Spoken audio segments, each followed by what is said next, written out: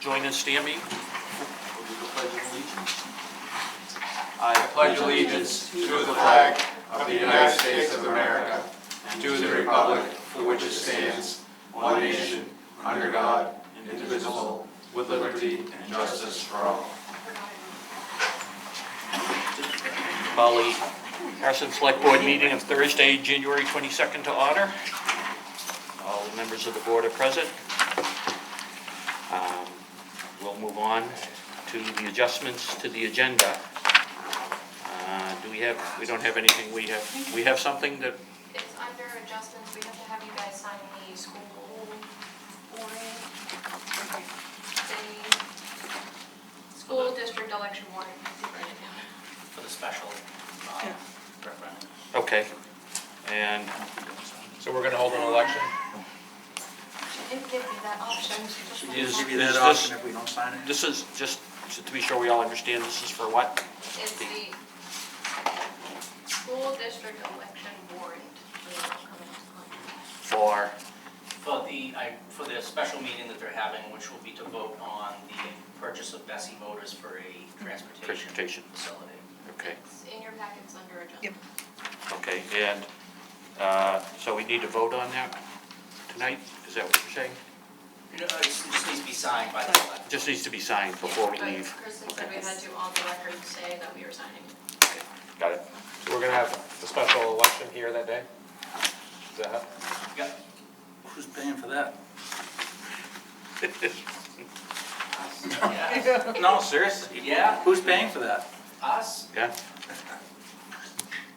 as far as I know. That's on February 24th. Yeah, February 24th. Oh, So it's election, but we have to still choose a moderator? It's referendum. ballot. But, so Article 1A says choose moderator to preside over that said meeting. Ooh. Don't look at me, Kristen, I'll just let tell me- everyone you. Yeah, that's why I was I'll look confused. into it with the school district. And then, yeah, the second article is voting on that. So we have to sign it. Yeah, I got Is some it- questions first though, but because why does the school district get to decide that the towns have to pay for an election, for a special election, for something that we really have no say? I mean, so they get to dictate to us that we have to pay for an election? If they want to have a special election, I think it should come out of their money, it shouldn't come out of town money. Guess what? Their money ends up to be our money anyway. No, I understand, but, you know, if they decide to do this, then can we find out what it cost us for a special election? And I'd like to see if they're gonna reimburse us. I'll look into that. Okay, thank you. Are you sure it's not just a school district meeting? It's not. No, No, it it's a says vote. at, It says, "To the voters of the town of Harrison, you are hereby notified that a Maine School Administrative District Number 17 referendum election will be held at the Harrison Town Office." And it says the address at 8 a.m. on Tuesday, February 24th at 2026 for the purpose of determining the following articles. And then it gives you Article 1A, Article 1. And basically to choose a moderator as preside over a said meeting.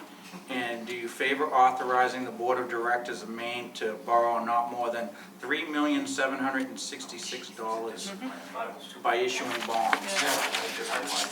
What? It has to be a district-wide meeting. So, but I just think it's funny that they can tell us that, okay, you gotta have a special, why can't we have The a? number they threw out, that you read about everywhere is like 2.1. Yeah, so obviously 2.1 is to purchase the property, and then another probably 1.7 million to retrofit the building so that they can put in all their power for their electric buses or whatever they have and everything So, else. I think they have a public hearing scheduled on all that. They do? Yeah. Yes. So, I don't have the dates in front of me, but that's certainly someplace we can find out more information, whatever that date is, and we can have John find out if the district will foot the bill. Well, yeah, I would just ask Kristen if she have, and Maureen, if they have a number of what a special election will cost us, and then send a letter to the school board saying, are you reimbursing us for this special, Plan, yeah, unplanned, yeah. This document was prepared on January 20th. So,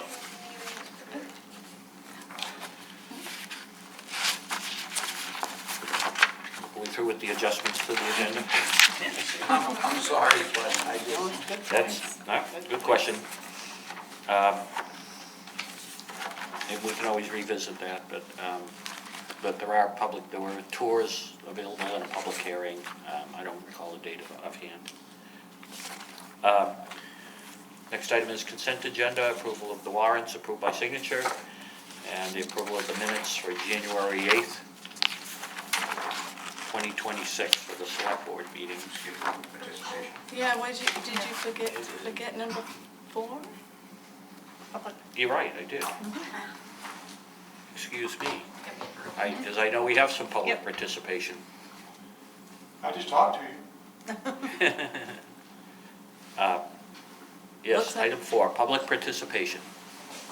Oh, Actually, it was moved. that's maybe what, Oh, It's been moved. it's been moved, yeah. It's been moved down so that they can, if they have any questions about no, town no, meeting. no, that was the last No. meeting. Sorry, Now sorry. it's- Kim Reynolds, I live 143 Norway Road, Harrison, Maine. And I learned from the county website, the county has a county finance committee. And each commissioner is allotted 2 representatives on that finance committee, and there's 1 vacancy. Now, I just got this information from the website. It says, district representatives are municipally elected officials and may apply to the finance committee during the finance caucus. So I just want to make us aware that, you know, the county finance committee, which prepares the county budget, has an opening for a representative. And we can hopefully choose 1 person to represent us. Okay? Which probably is a good idea, since we always seem to have difficulty with the county budget. So thank you very much.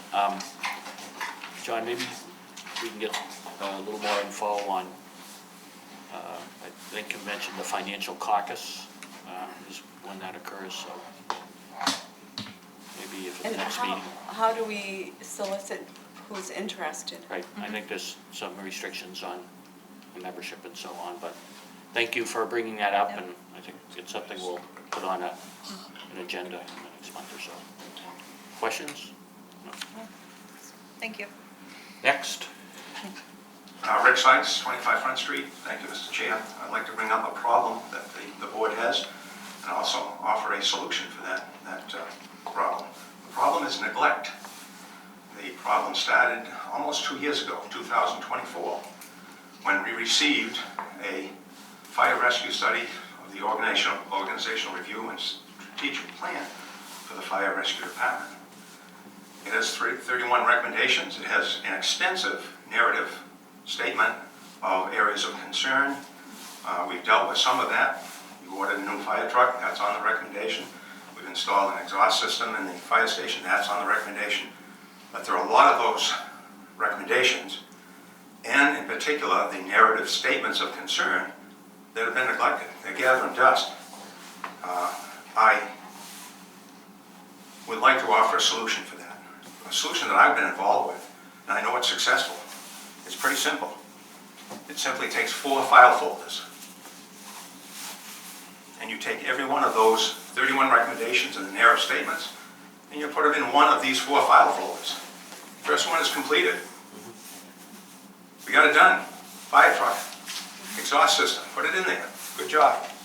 Second folder, in progress. We're working on it, but you can't just put it in there. You've got to put an update that says, we've done this, and we still got to do this, and we've got to have a date of completion. I'll give you these file folders. Hopefully you'll use them. The next file folder, plan for the future. Good recommendation, good narrative statement. We don't know when we can do it. Might be next year, might be budget, whatever. Put it in the plan for the future one. But you've got to put a timeline that says we think we can get it to completion by 5 years from now. Yep. There may be some recommendations in there that you don't agree with. I have a folder that says not a valid recommendation. can't just put it in there and say, no, we don't agree with this one. You got to tell me why, not tell me, tell the general public. Every one of those things has got to go into one of those file folders. But there's one other file folder that's probably more important than the other four. I call this file folder, it's an accountability file folder. It's a progress report. I title this Progress Report Number 1. I've left the date off it, but that report should be made on a regular basis. A written report at regular intervals needs to be provided to the public, identifying the progress towards full implementation of the fire study. It's an accountability. In my professional career, I participated in a number of accreditation studies through the New England Association of Schools and Colleges. 24 educators went into a school for 3.5 days, reviewed the entire curriculum, and came up with an organizational review and a strategic plan. And we forced them to say, you got to put all these recommendations in one of 4 folders. And then what you've got to do is you've got to give us progress reports. It's a suggestion. I think we should not let that fire study gather any more dust. Thank you. Thank you, Mr. Sykes. Yeah, thank you for the folders. I think some of this will tie into what John's been working on, but we can organize it in a way that makes it a little easier to report how it ties back to the strategic study. And we'll, I think, maybe figure out some way to provide updates on that in the future. So, but there is some work going on. I think you're right, we just haven't been very well spoken in terms of how it ties back to the study. So, and I'll provide John the folders, and we'll start tracking. I don't need those back either. You don't need those back? I do not need those back. You can have them.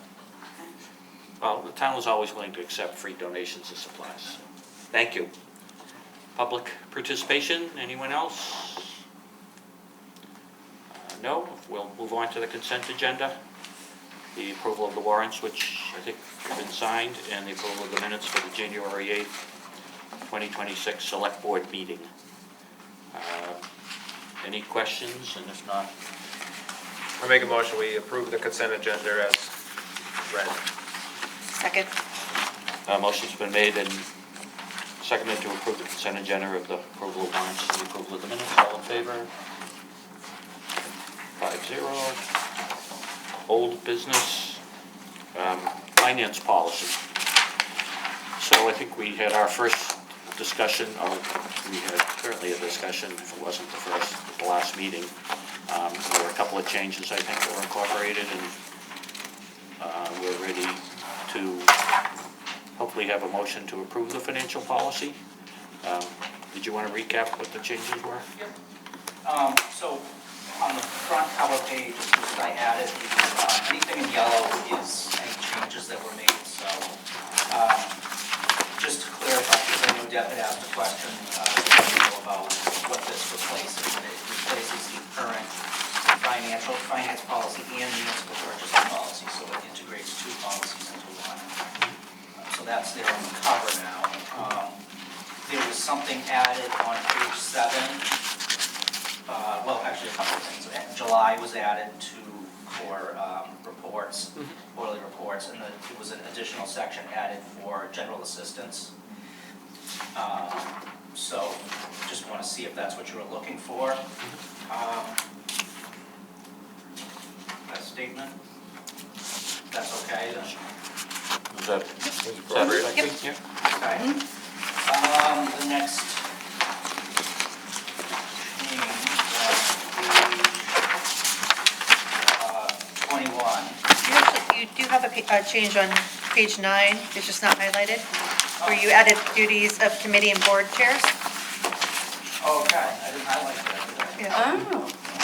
But thank you, yes. Okay, so, yeah, Maureen and I worked on that, so some wording for how committee and board chairs manage purchases. 21 is, So no ordering the pizza without approval by the town manager. I'm just not sure about the number. numbering of what? Page 9? Yeah, I just had one question on page 9 too, after. Two You items. got the whole punch right there, so this is 4-3 and that's 4-2, they might just need to be renumbered. I think you're right, yeah. It's not a big deal, really. Good So catch. that can fix that. It'll be 4.3, 4.4. Yep. Yep. And then so on down. Yeah. And then just 4.3, purchasing threshold, line B. Can we remove the word verbal? I think everything should be written for transparency. So if someone from the public comes in and says, well, why did you buy that for $9,000 from this person? There's at least a record of paperwork saying, well, this is the 3 prices we got, instead of saying, well, I got 3 verbal quotes. Well, I'd like to just see it as written, so we have transparency. I mean, So, today's day and age with technology. Sure. You get a verbal, you can get a written in a matter of 10 seconds, so I don't see what the problem would be. So, And we can the still idea is approve this. being able to have the documentation. Yeah, Doesn't have just to come to us documentation. for approval, but we know we'll have the documentation. Documentation. It's still up to the town manager, but just that Yep. way we have, because if one of us has just to cover everybody, town manager and. So in case of a conversation over the phone, it would still require like an email confirmation. Exactly. Something to go in the file. And why do we say if possible? Shouldn't we just say from at least 3? Oh, if possible, because sometimes there might not be a Right. vendor There might not be, that's you might not- available. Right, okay, got it. So are you suggesting we add something near on Just verbal or? Just remove verbal. Written quotes should be solicited from at least 3 sources if possible. Does that I mean- sound? I think it's I mean, So good. you can we can vote on solicit, that tonight. can solicit the quotes, get verbal quotes, just get something Just confirmed. something in writing, that's all. Email, that's. Email's Yeah. fine, Yeah. yeah, just Yep. to cover you, and just to cover anybody coming in and saying, well, why did you do this? So that way, it's just transparency, so, Okay. Next. I was about to say that. So it says all purchases over $20,000. All purchases over $20,000 must be approved by the select board at a public meeting.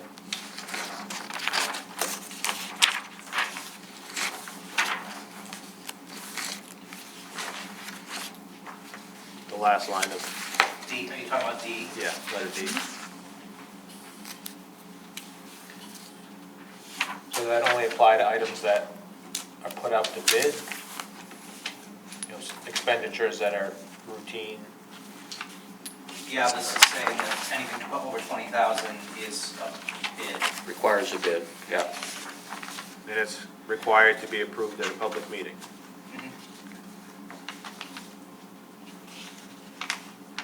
So you Us- suggest? No recommendations, I'm just reading that out loud. Okay. Okay. All right.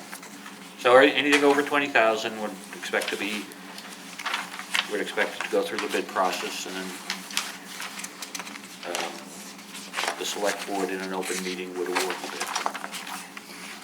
Okay.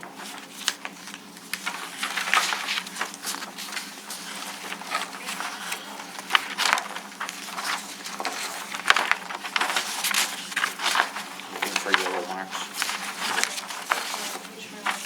Page 21. Page 21 further specifies, I inserted the statement, the sale of items shall be done through bid or auction, which wasn't in there before.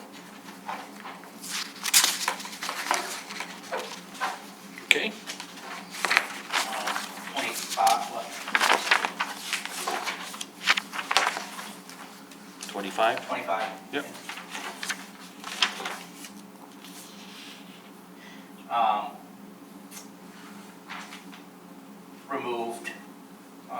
Removing, in addition to the annual Yep. review of financial policies. That yellow highlighted is going to be taken out, is what you're I saying? actually have a copy that, Oh, I printed a okay. copy with the, yeah, Yep. so. Okay, If you want to see whatever, so the only thing that won't be in the clean copy is the 4.3, 4.4, Oh. and striking verbal. So, but yeah, so, spelling or account will be on page 25.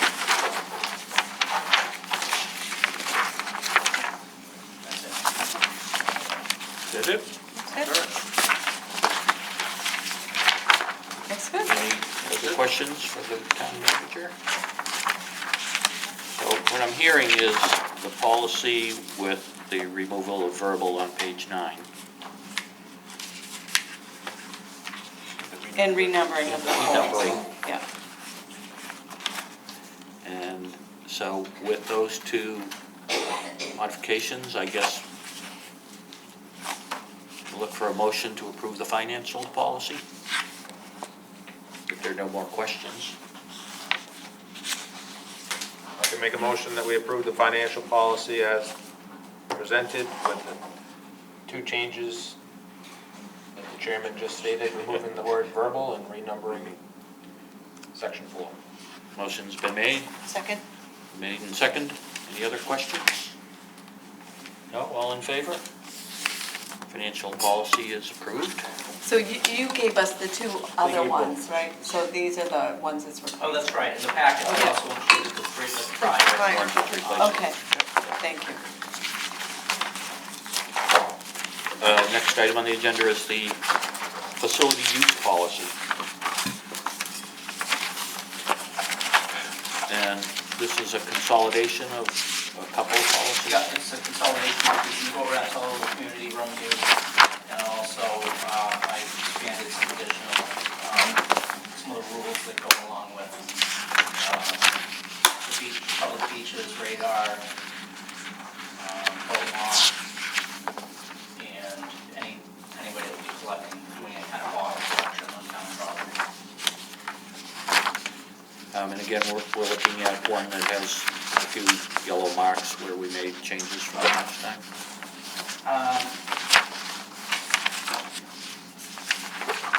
Oh, right,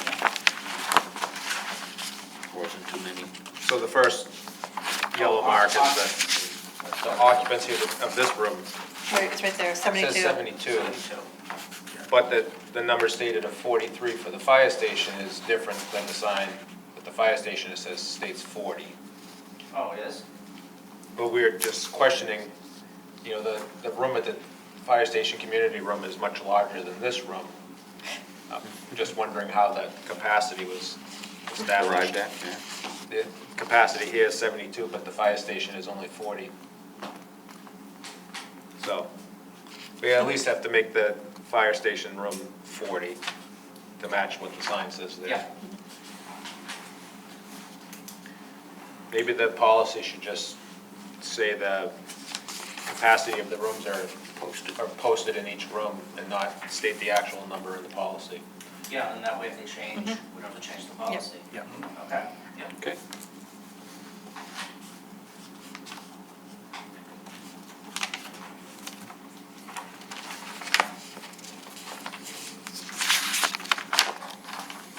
Other questions, comments? Mr. Chairman, Yes. I'm wondering if for the Crystal Lake and some of those places, I know they're drug-free zone areas, which gives an enhanced penalty to anyone caught selling, using, or distributing. I don't know whether that should be included in your policy or not. There is signage. Probably should be. On all property, even radar, So there's a general rules section. should be in that. No smoking, vaping, or consumption of alcohol will be allowed, so that's the kind of general covering all the facilities statement. Were you talking about something else though, beyond, because we do have it in here as far as the use of drugs, but you were talking about the sale of them, is that? Well, there's a sign at Crystal Lake Park that says this is a drug-free Drug-free zone. zone. So Radar has that too. So, There's a state law, which I was involved in, that enhances the penalty for possession, sale, and use on those properties designated as drug-free zones by the town. So we could just So maybe- add, we could add in there that the, Yeah, that Crystal and Radar Just are add designated that the drug-free drug-free zones. zones. Crystal and Radar are drug-free zones. Yep. So the suggestion from the public was adding a statement under general rules that would say something to the effect that facilities are town facilities Posted as drug-free are zones. posted as drug-free zones. I'm just trying to think of the wording. You could say, note that several facilities are posted as drug-free zones and therefore have enhanced penalties according to the state or something like that. I don't know if we even have to get that I don't even granular. know if we really I need would to say get into they're it just, after they're thinking saying about it, drug-free 'cause that- zones. And You say that if people- there, no smoking, vapor, consumption of alcohol, and all of them are labeled down there. I don't think we need to get into Penalties? the penalties. We're saying that general rules of use, and general rules of use says no smoking, vapor, or consumption of alcohol. We could say, and are designated as drug-free zones. Or, yeah, designated drug-free zones. So we're working our way towards, I think, a slight modification, which Yep. we can include once we're all in agreement with the wording. I think no smoking, vapor, or consumption of alcohol will be allowed And these areas are in these designated, areas are because they're drug-free and they're drug-free zone. I don't know. designated as I trust drug-free zones, or John's. or That's what marked. the sign says, it says Yep. drug-free zone. Right. Yep. For the town facilities, drug-free zones, no smoking, no vaping, or consumption of alcohol will be allowed.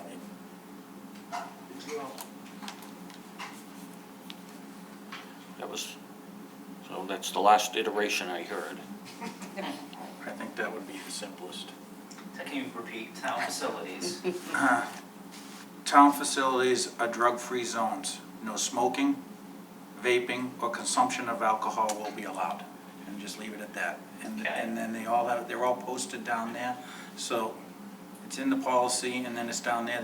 They can read the penalties. We don't need to tell them the penalties. Okay. I have a question as well about the section 6, use of the community rooms. It states that the meeting room at the town office is used for official town business. Is that intended to exclude use by other means? Or is it stating that it's prioritized for town business? Prioritized. Okay. It may be interpreted that it's to be used for official town business only. It doesn't state that it could be used for other means. Would you suggest putting in the word, the meeting at the town office, meeting room is primarily used? I just don't want it to Yeah, I know be what you- interpreted, because the rules for the fire station, it states that it's municipal supported functions and established nonprofits and for-profit organizations.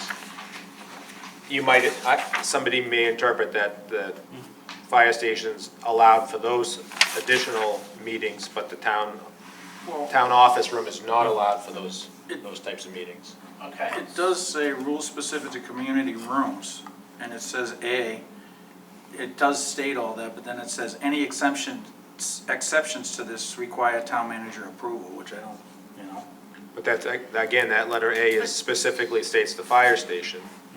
I just, Right, so This is kind of weird. the community room here, there has to be a town employee present for, Yes. security so, reasons, yeah. yeah. We may need to figure out how to put that in there. If we're saying other people can use it.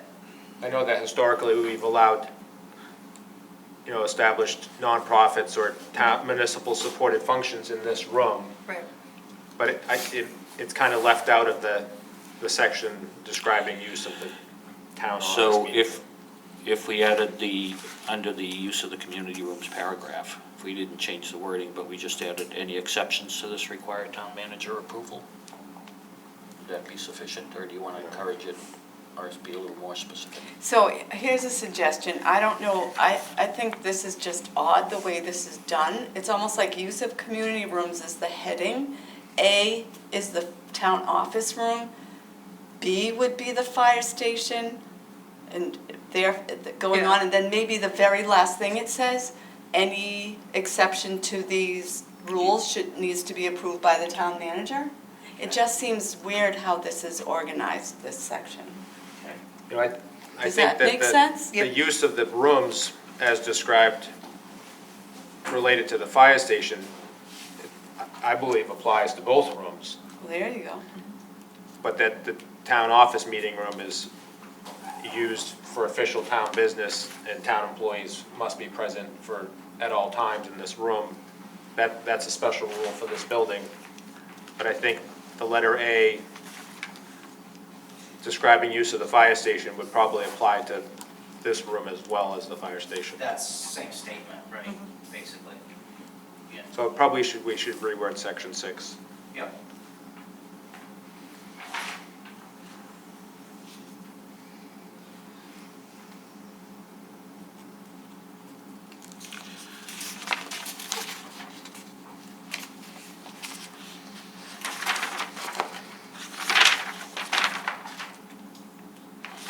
Another comment, I'm sorry. It's even weird to me that it's like use of gazebo and then rules, but it's about the gazebo. So why aren't we just saying rules for use of the gazebo and then giving the rules? Why is there this and this? I know I'm being No, taken. you're fine. So basically, I think 7 should just say gazebo instead of use of gazebo, and then the gazebo and explains what the gazebo is, and then rules specific to the use of gazebo, and then you start from there. See what I'm saying? And it should be Yeah, plural I just- too, gazebos. The whole thing? What? It should be, Gazebos. yeah, it should be Yeah. plural too. Oh, yeah. But then it also describes the 2 different gazebos, and it says that it references them being reserved, but I believe we only reserved the Crystal Lake gazebo and not the gazebo at Long Lake. Also, The Lions Club reserves that area for their pancake breakfast. Yes, so they That will be reserve, coming. yes. Is that that through the town office? They It's gonna be in front of reserve- the select board next meeting, I think, with the dates. What will be for this? Oh, the Lions Club breakfast that they hold down there? I just know They'll there's be an coming official for the- process to reserve the Crystal Lake gazebo, Yeah. but I don't know that there's a process or a form to reserve the gazebo at Long Lake. What's the reason, what's the reason for the one and not the Well, other? I don't know, Lions Club is coming before us right now. Yeah, they will. But that's just their use of that, whole their area, expected use of that area for their breakfast, which happens every year. But if you wanted to reserve the Long Lake gazebo for an event, we don't have a process for reserving the Long Lake gazebo. Well, it sounds like we will, right? Well, Because we're including it. the problem with reserving the Long Lake gazebo, I think that would have to be something that comes before the board, because if you reserve that whole area, we have a public dock there. And so it's one thing for the Lions Club to have their breakfast, because, and something like that, but I shouldn't be able to have a birthday party there and take up that whole area, and then no one can come in on the dock or anything like that. It should be for, I believe, like, something like that, the Lions Club or Christmas in Harrison wants to do an event on it or something like that. I think it should be just nonprofit use. I don't think the town should be able, we have Crystal Lake for that. It's a big area. It hasn't been used before for a birthday party or anything, but I think it should be. That's my opinion, but I don't know how anybody else feels. Let me just make sure I understand the distinction. The Crystal Lake Park gazebo, people apply through the town office, We have a form out there. right? And so we're saying for the gazebo at Long Lake, that should be a board decision? Is But, Well, like it comes the in front of lo- us when events are scheduled for Right. that area. that the distinction there?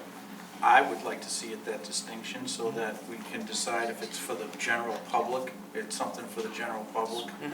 It's just such a small area as it is now, the tire uses a lot of it for their business, but it's such a small area that I just don't, and there's no parking. I just think that that would be something for like a community breakfast or something like along those lines is fine, but to have someone's birthday party there with kids and Crystal Lake Park that's what we designed, that was what that was. So we one way of addressing it would be where we make a distinction and not the private, we strike the private use piece out of the Long Lake gazebo. Yeah, that would be fine. I agree. Is that, Oh, then, we just state separately. And then the town manager could approve, it wouldn't have to come before select board, like the Lions Club wouldn't have to come before select board. If you wanted to use it for one use, I mean, if they want to use it a dozen times, like maybe, but I don't know. I just think for one use, if someone wants to come use it for a Sunday for a craft fair, a little craft fair or something like that down here, that it benefits to, bring people to downtown Harrison, I think that's fine. And it should go just before John. I don't think for the town manager, I don't think it has to come before this board, but like the Lions Clubs use it. How many times do they do it, Kristen? Like 7. 7? I think that should come before the board if someone wants to use it on like same with a farmer's market or something like that. That should come before this board. So we can give you time to incorporate I'm sorry. Yeah, it's okay. the comments and then do a second reading at the next meeting. Can I ask one question? Is there like a schedule that you have somewhere that shows who's got the gazebos when? Yes? Even the Long Lake one? on the town website, when you click to rent the gazebo at Crystal Lake, it tells you if there's a booking already. Does it make sense that we do the same thing for the Long Lake Park one? That, I think we want to discourage I think we We want don't to even want private people to use it? reservations. And Oh. it's just not a, It's just not big enough. And we have some people in the public, does anybody think, what does people? It's not posted though. but it's the town docks, and, there could be dozens of people there on any given weekend just from public use in general. I know, and how are you gonna, that's what I'm saying, is if it's for something like that, people getting off and they're mingling through, but if you're having a private party there, and you have 20 people getting off boats, and so should we make it clear then, or have John make it clear that the Long Lake Park gazebo is not for private Private use. use. Not for It's not private for use at private all? use. For Something like established, that? it would be approved for established nonprofits or, town-supported Yep. functions, but not reserved for private use. Help, does that Okay. help? I think that's just how we I think how it's use always the been. space. Yeah. We just but need It just hasn't been written. the documentation needs to match how we currently use it. Makes sense. Sounds good. Yep. What else? What other feedback do we want to? Nothing, I think It's close, Getting there, it's getting there. probably my worst one so far. Oh, it's better than I could do, so. Oh, she agrees with you.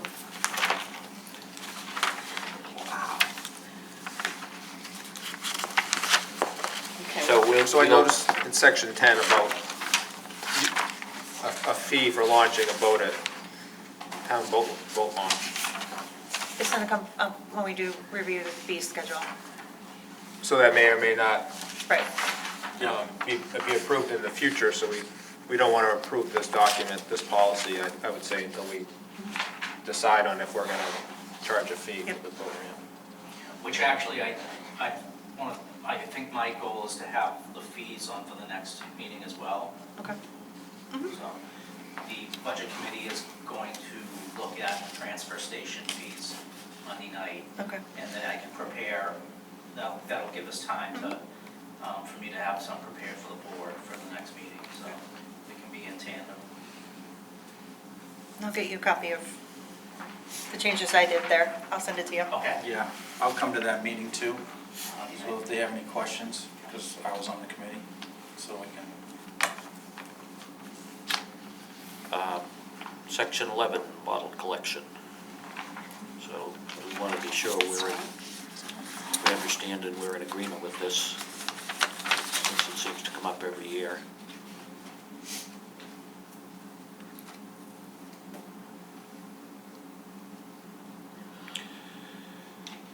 So we're saying charitable and civic organizations may use the property with proof of insurance.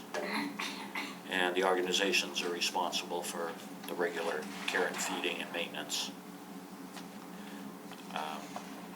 Do they need approval from the town manager before they can do this? Yes. So we might want to say that. Yeah. So which town properties are we referring to? All town property? Yeah, because There's the bottle collection thing in the parking Well, lot here for the, if we're doing it on, that's the same. So the If we're, library, if we're, I'm sorry, if So we're, one at a time, yep. if we're requiring civic organizations charitable, then same with use of any part of the properties, and same with using, you'd still have to say the same thing with radar, same thing with every property. You can't just designate one property that they have to have insurance for, and then other parts of the town they don't have to have insurance for. Right, that's I what know the, for the Lions Club, we always bring in proof No, of I insurance. understand, but So I it don't- doesn't yeah, say that anywhere else in yeah. of using any of the other properties except for under bottle collection. It says under bottle collection, you have to have insurance, but it doesn't say anywhere else that any other charitable organizations or private organizations can use any other part of the town. They should also have to have Yeah, and it is true, so. insurance. No, I'm just saying it Yeah, should be. yeah, it is I true, rent so we the just have to call it gazebo, out, I yeah. have to have insurance. You're private, that probably, because you're a Does Miss citizen. Maples have to have insurance if she goes to the beach? No, because that's public. It's if she wanted to rent, if she Okay. wanted to rent. I mean, it's a sticky situation. Mm-hmm. Okay, it's gonna be.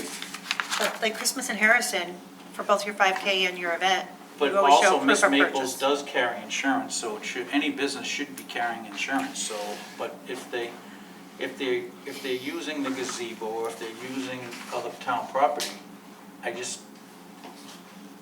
don't think you can just pick and choose which ones they don't need to have insurance. Probably most organizations, like you were talking about Radar, if it's a sports organization, they have insurance, They right? have I don't know if insurance, they right. always show it to you though, But that's it all should, right. well, we should have it, we should, Yeah, we we should should have ask them to show policies it. of, yeah.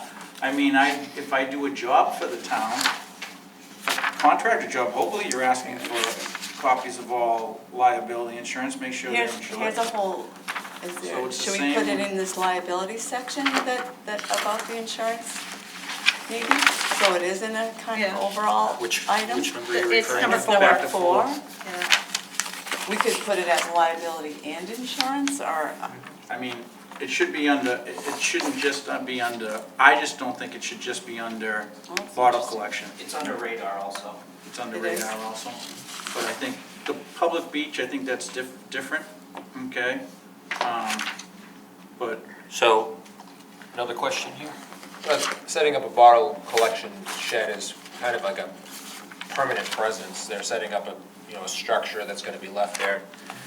But also, this doesn't mention any type of limitations, like, would we allow 6 different organizations to set up bottle collections at the transfer station? It doesn't say that there is a limit to how many. So, could we end up with a parking lot lined with, various bottle collection? Or like what Richland does is they change. They rotate Every through. month is a different Yeah, nonprofit. different one.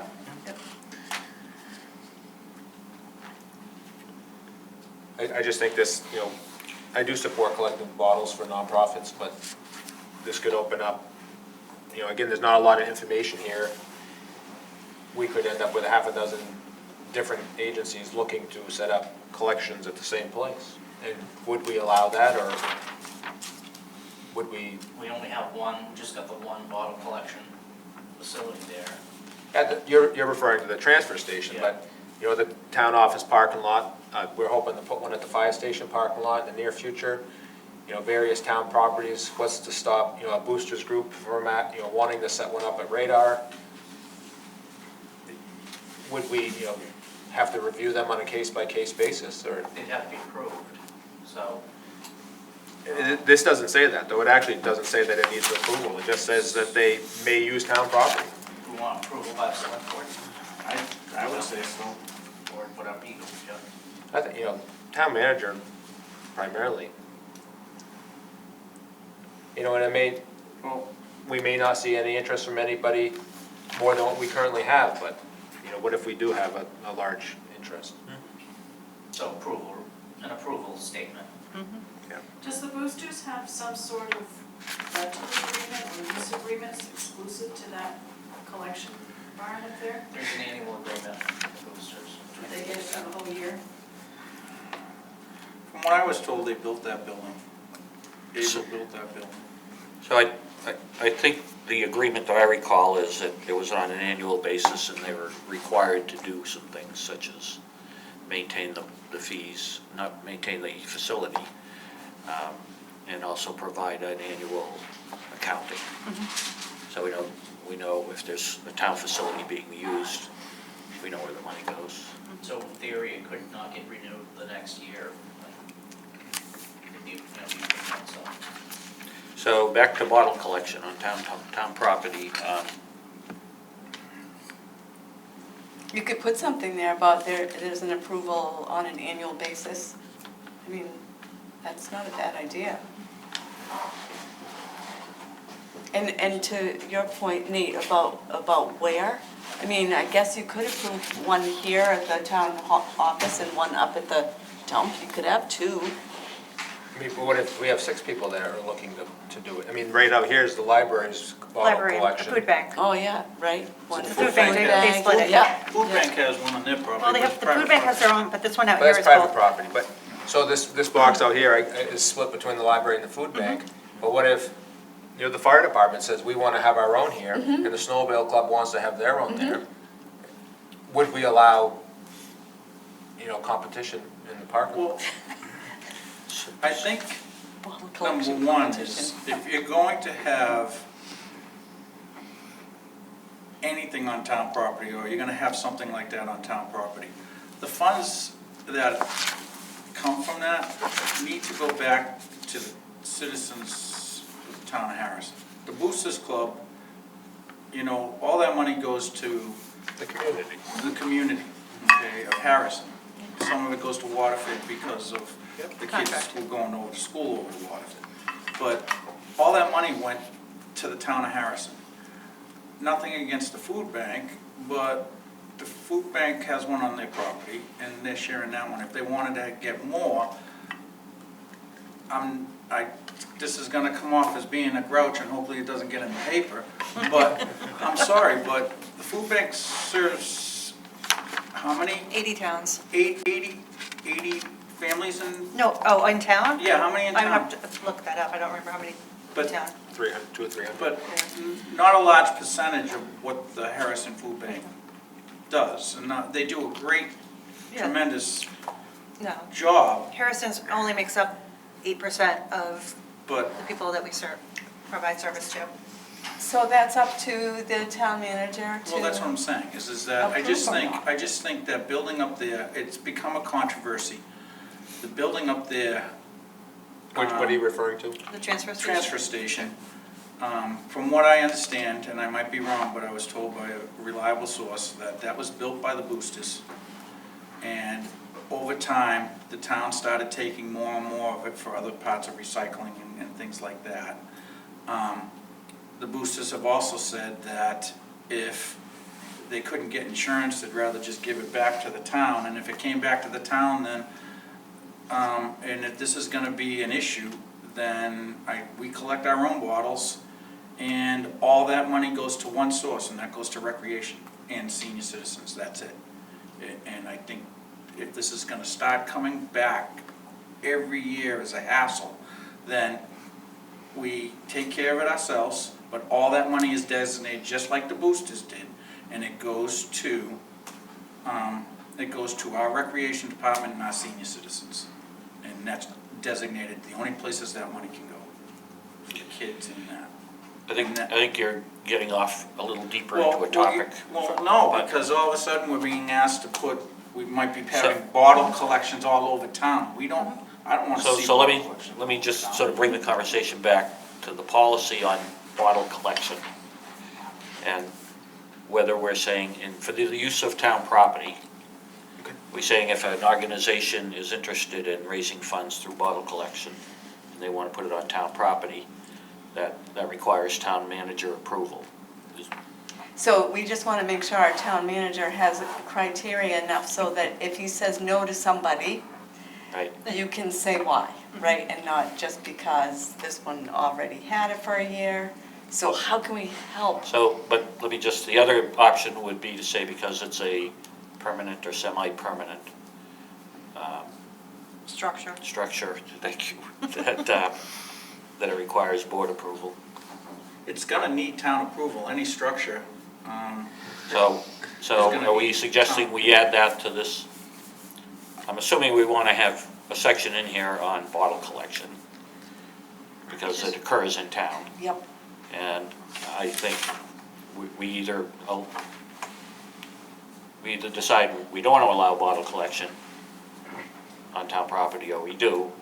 And so far, the precedent has been we do allow it. And we just need to be clear who approves that. Who approves it? And I don't think it's, adding to Mike's point, adding a line item there, it says, in the proceeds need to benefit the town.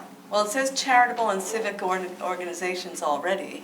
But that, Would it that- it Do could, we want to could go- say, that- but do we want to say that benefit Harrison? Yes. We Yeah, could I add think that, so. is that what you're Because if saying? you put the Lions Club, Yeah. it could go internationally. Yep, So I would say, So that would give a little better guidance Yeah, on yep. which ones would be approved or Benefit which the ones would community. not. yep, the town of Harrison. Make it very specific. yeah, that makes sense. We're getting closer.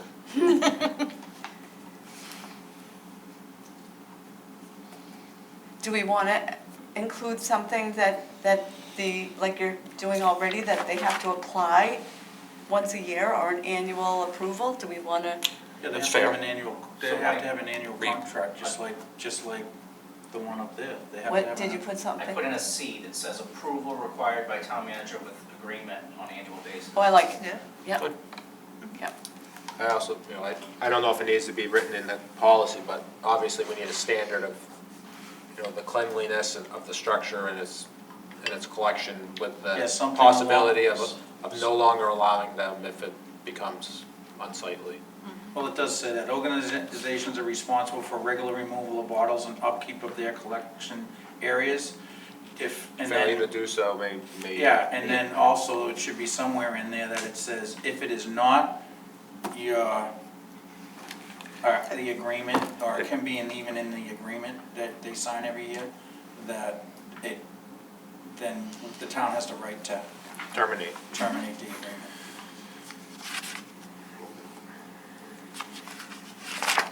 Did we leave it with town manager approval Yeah, that's fine. with enough guidance? And then, if someone wants to build a large one or something like that, that's gonna need planning board approval anyways, so then the planning board, I think, will have to have some guidelines or whatever, so that, What's the description of large?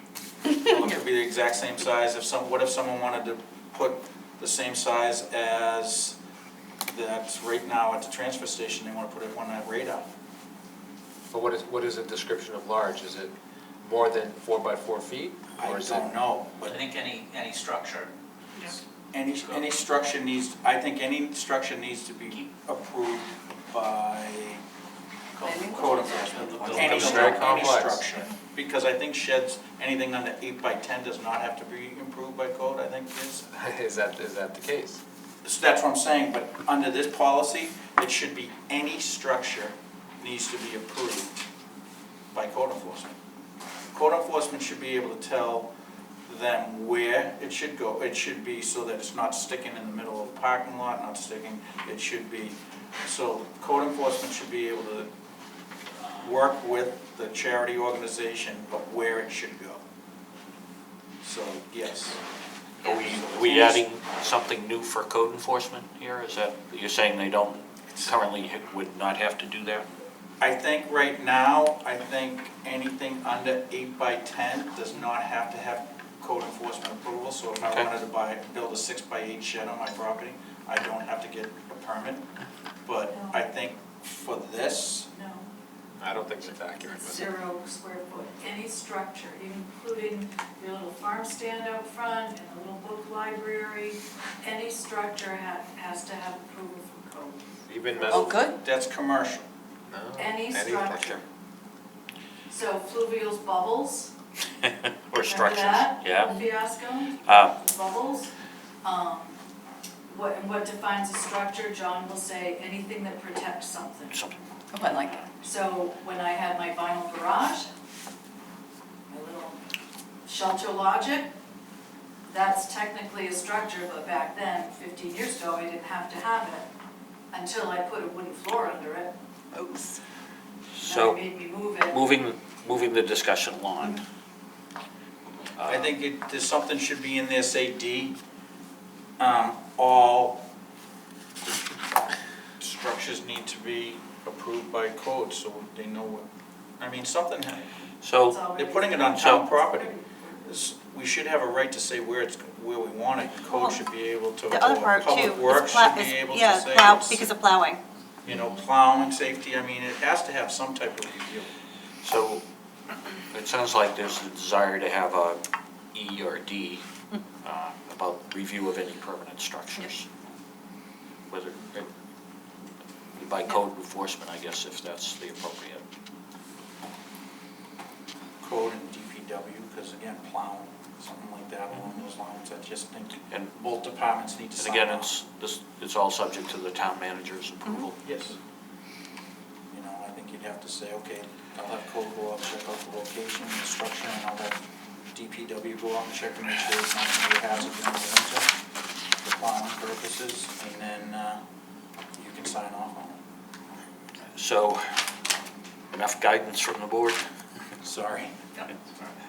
So we'll plan on this at the next meeting? Okay.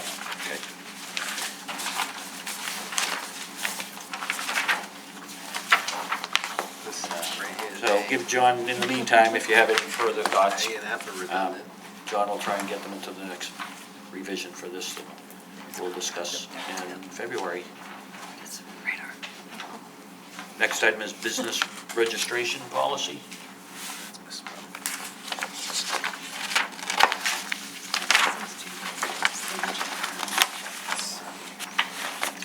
If I can just go over the first couple pages, I'll explain why I put two different ones in the packet, but, it was,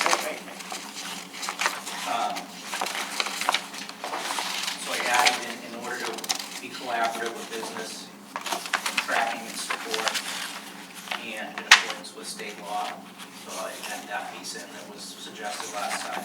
Yep.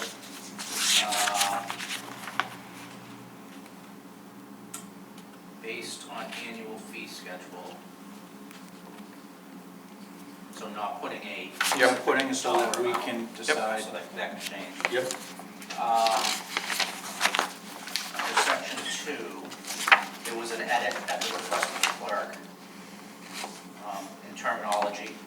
So certificate of association for purpose of engaging in mercantile enterprise changed from what was certificate of corporate ownership.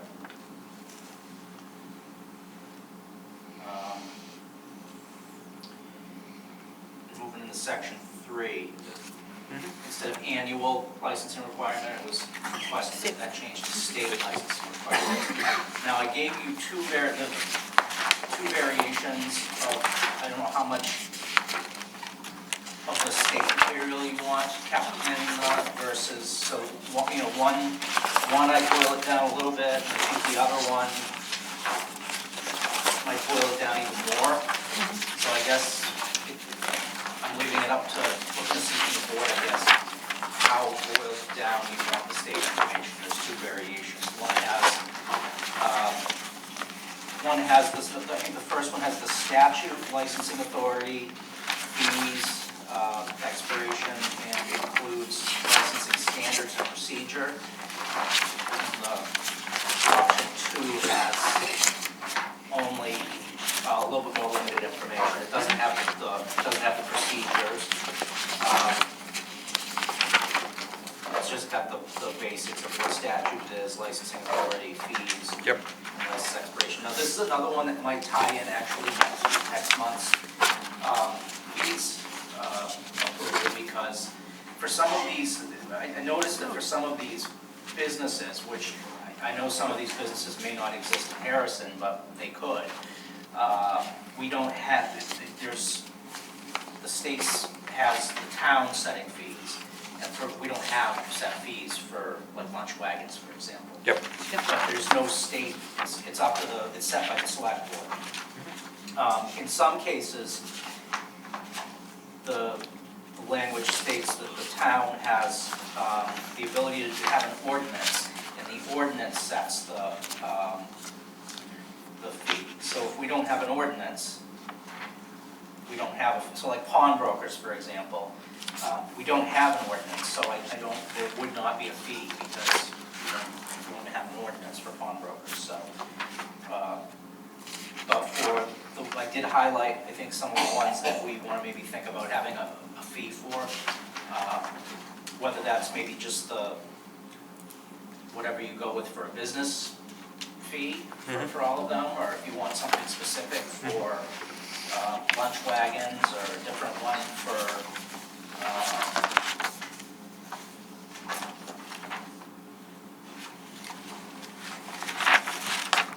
closing out sales. Yep. Another one.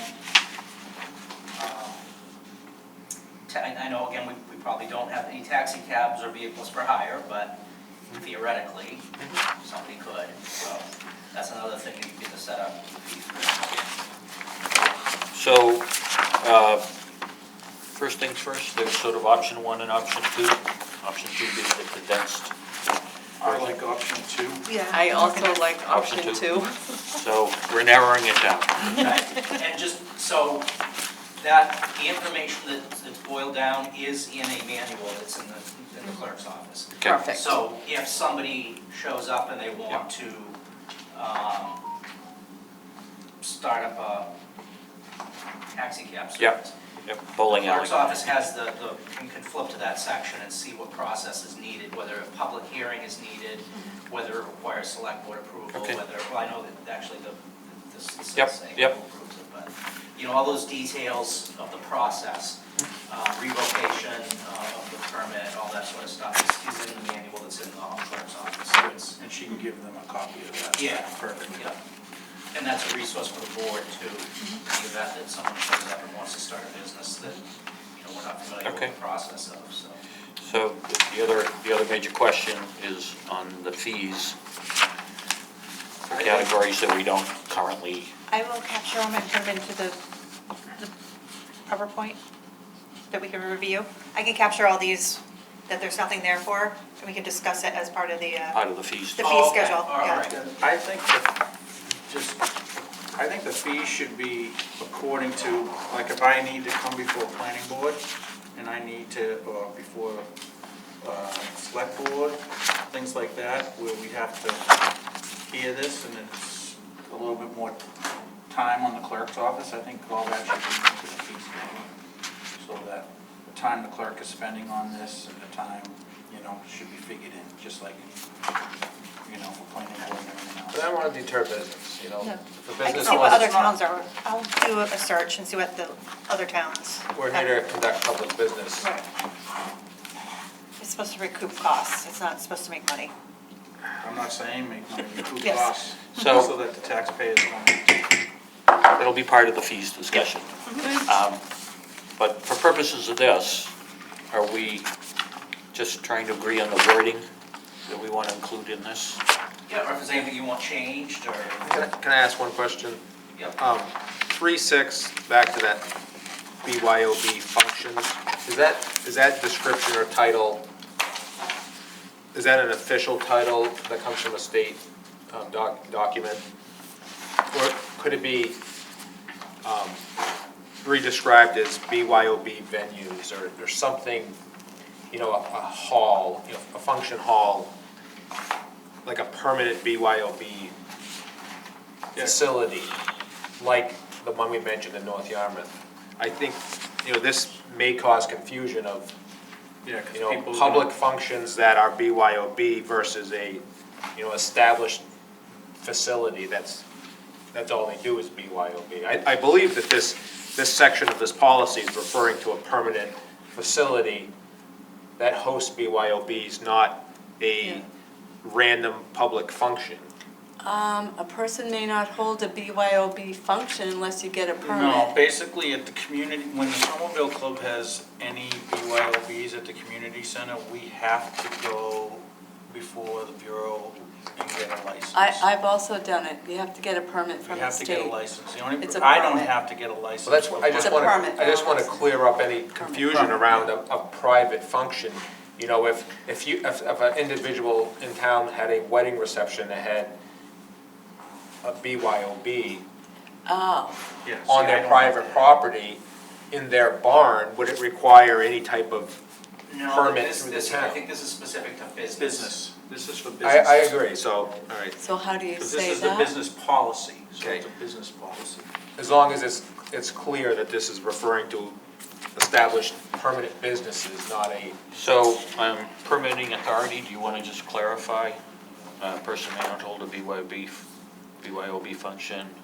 yeah, this just, it's very Yeah, confusing, yeah, especially, commercial. especially that permitting authority line. It Right, says but I a think- person may not hold a function unless a permit is obtained. Right, It and, should say a business. But well, I wasn't a business, No. but I had to get it because I was at a business hall.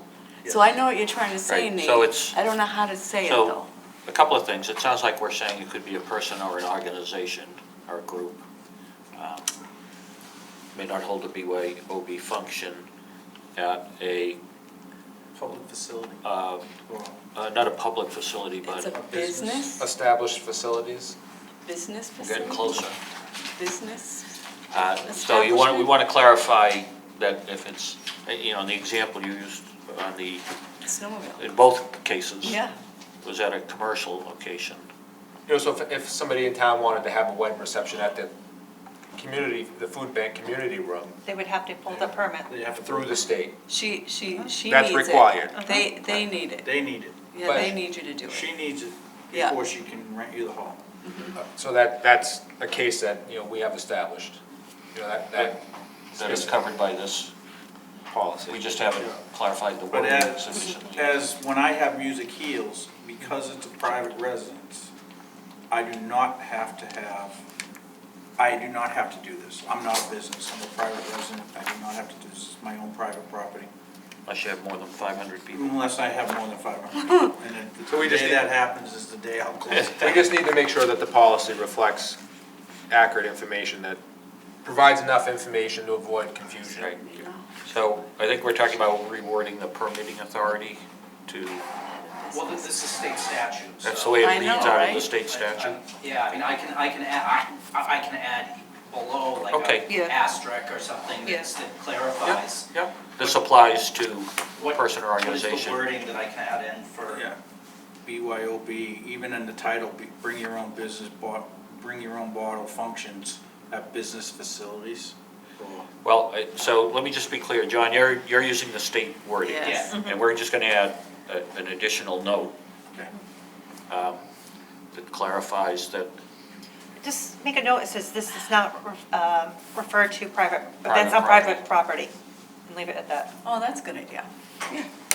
Just put note and say this Statute. statute Statute. does not, it's not applied to events on private property. events held in private property. Is that, That makes sense going to me. with that for now? That makes sense. Yep. For now, we'll see. Yep, as long as there's some verbiage that, Yeah. okay? my next Now? question is regarding the 3.13 lunch wagons.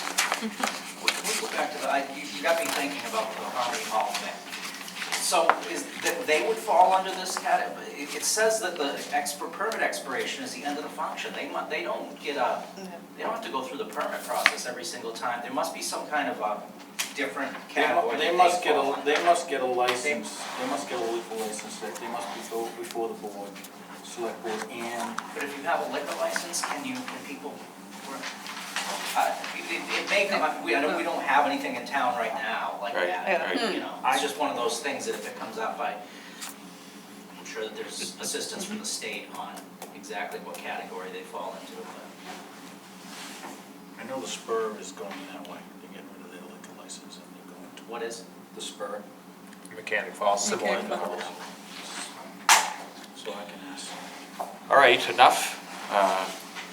3 point, Any what other is, suggestions? you had a question about lunchtime? 313 lunch wagons.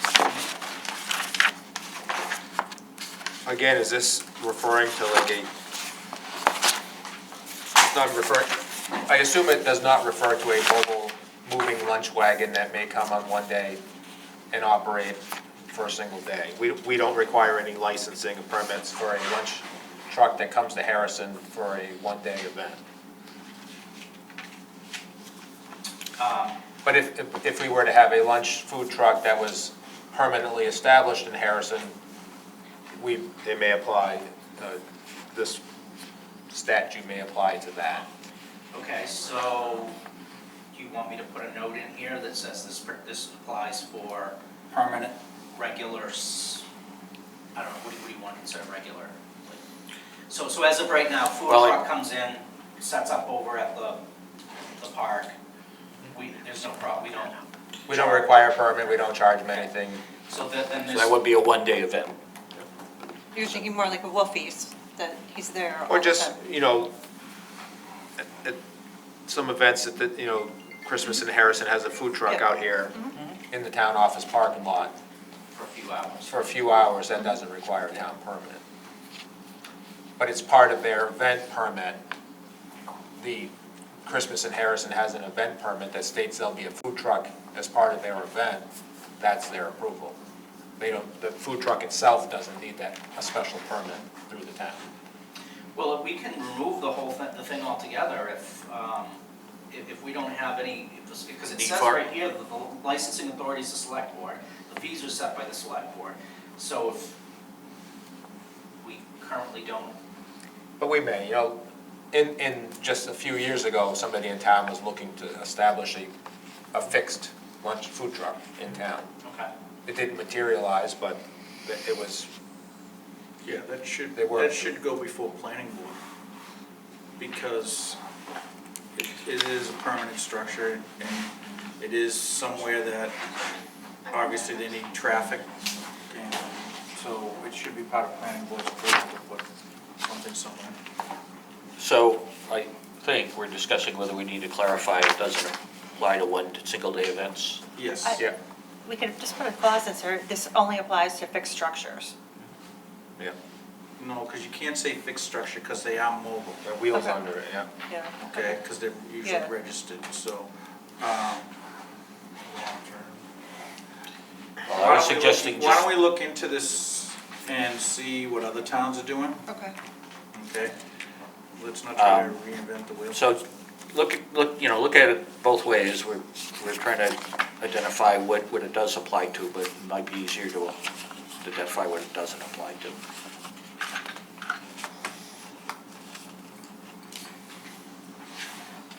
Any other questions?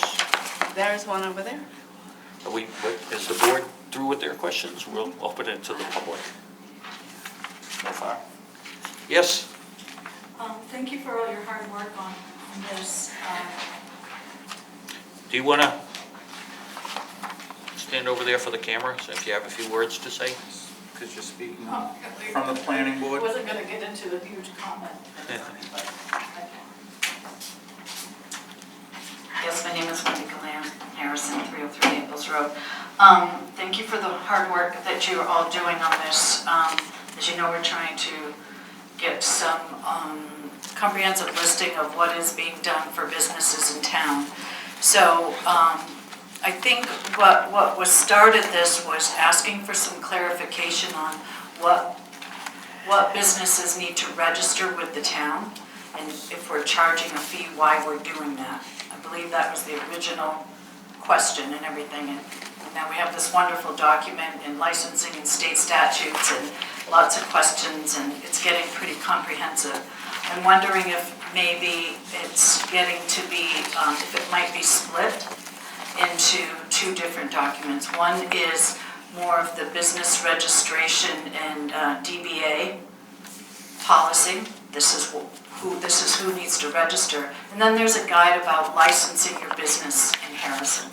That's a whole nother thing, like you're saying, the lunch wagons, and are we having structures, and do they need permits and BYOB? That's a little different from for us asking businesses come in and register. Registering a business is one thing, and then having a guide as to, do you need to be licensed, is it annually, and all of that, that's kind of different. He's trying to do both in the same document. I understand. I'm just saying, it might, the documents can be together, but this is why you need to register, it's state statutes, it's all about accounting for DBAs. In-home business, somebody doing business as, that's why we do it, period. That's why we do it. And then there's the whole, this is why you need to license your business in Harrison, you have to come for annual review. It just seems like they're different. They can be the same packet, but I think Select Board was going to create a policy on why businesses need to register in Harrison. Well, it's- Period. It's telling any business, so if I'm a contractor, it's basically telling you if I'm gonna register my business in town, okay, I need to go before, and this is how it should be. I need to go before planning board. Code enforcement needs to check my property out to make sure that I'm running a Right. business. So it's telling you exactly what you need to do. We don't, There's nothing in here referencing contractors. no, but it's but I'm saying, it says right here, if I register as a DBA in the town of Harrison, now, what needs to happen is code enforcement has to make sure that the business I'm running is compatible to where I am. Do I need to come before planning board? These are the things, this whole policy is telling you exactly what we need to do if you come into town. It's not discouraging anybody to come open up, it's very simple, but it's telling you that you can't just open up your family bakery in your house. You have to have code enforcement, you have to get a permit, you have to come before planning board, and then planning board will tell you, well, you have to go to the state and get this, you need to get this, and refer you that way, but this whole thing is giving you a step-by-step of what you need to do to run a business in the town of Harrison. It's not an ordinance. It's not an ordinance, but it's under state statute. So So you're doing like a flow chart of how to do business in Harrison. yes, it's not an ordinance, this is state statute to run a business in any town in the state of Maine. Basically, we're following their guidelines saying if you are a Beano and Bingo, if you are, And some of those things are licensing. Like licensing. you've got registration and licensing, two different things, two different kinds of businesses. All of the statute information is required, businesses that require a state license. Yes. We don't have much say in those types of businesses. I think what Wendy was saying is, all these other types of businesses that exist in the town of Harrison, what are the requirements for them, and how are we gonna try to bring them in to register and become known, and what we're gonna ask them to do.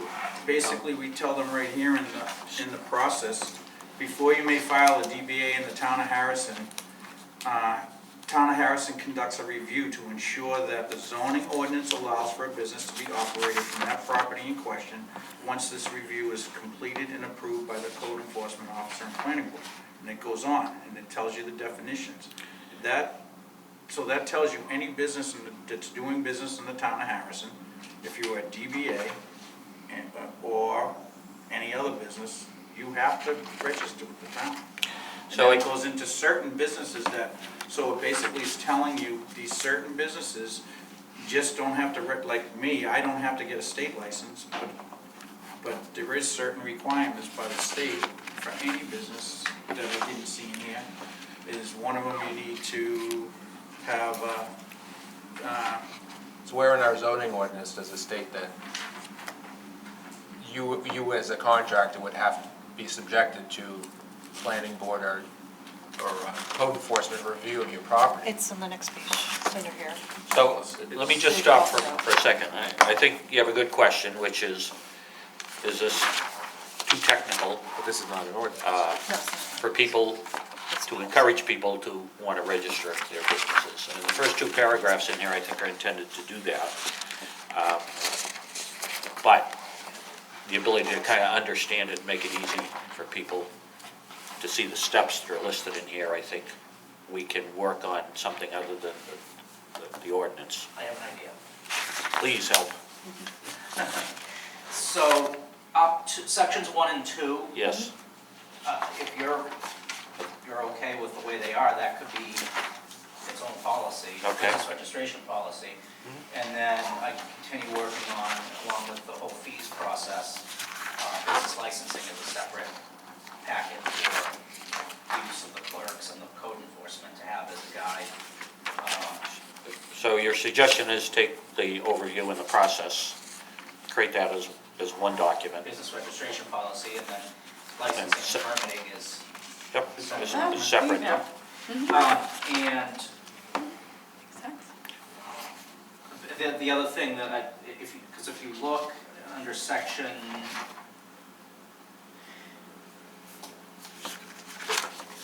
or under abbreviations, I guess section 1, it does say that there's planning and code enforcement review, so should they, so if for some reason, once it hits the code enforcement desk, he could have to like the licensing piece of it, that would trigger information for the business owner that this is the process you have to go through for licensing, so. Okay. I got just a technical question. Some of this references a DBA, and other lines just state a business. Is there a technical difference? Yes, there's DBA is doing Doing business, business that's a as. sole proprietor, and then the other one is, Uses the term corporation. yeah, But it just says proposed business. so then it pertains to both, whether you take out a DBA or a File for certificate of- corporation. Yeah. That answers your The question. whole purpose, my understanding, the whole purpose of the state wanting DBAs to register in their town is because if you're a corporation, you're already registered with the state, they already know you. Yeah. So, Ms. Maples is a corporation, the state already knows me. But if I'm going to, and I even registered here, so I don't even know why I do, well, because the corporate, it's one corporation and then it's DBA Ms. Maples is why.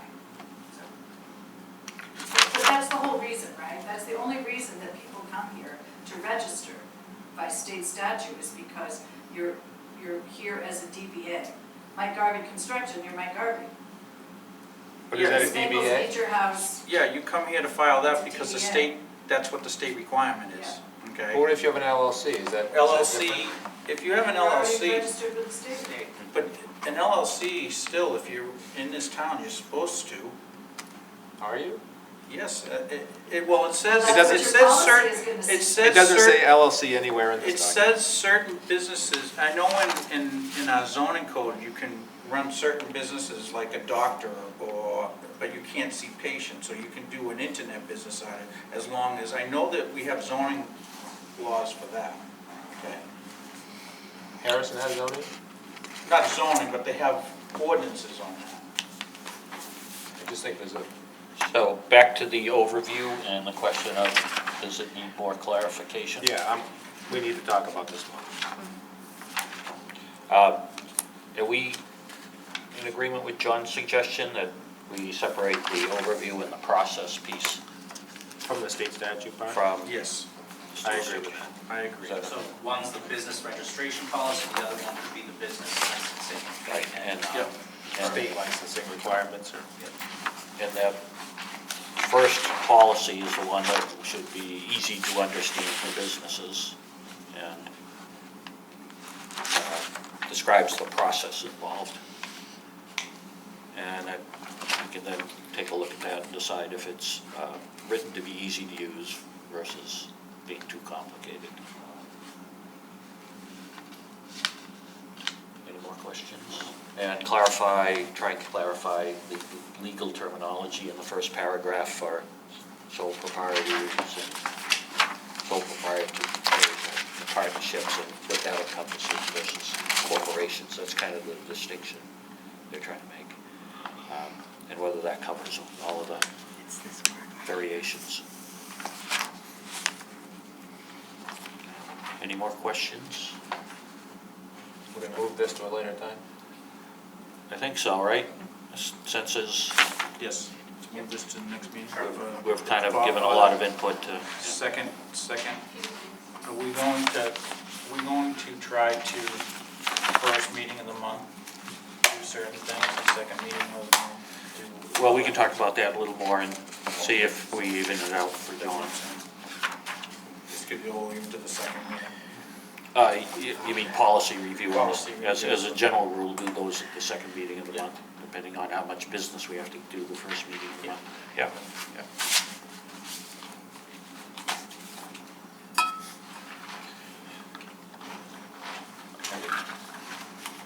We've discussed it enough for tonight? Yes. And I think Mike's suggestion is kind of policy review, we should gear towards the second meeting of the month as our general rule.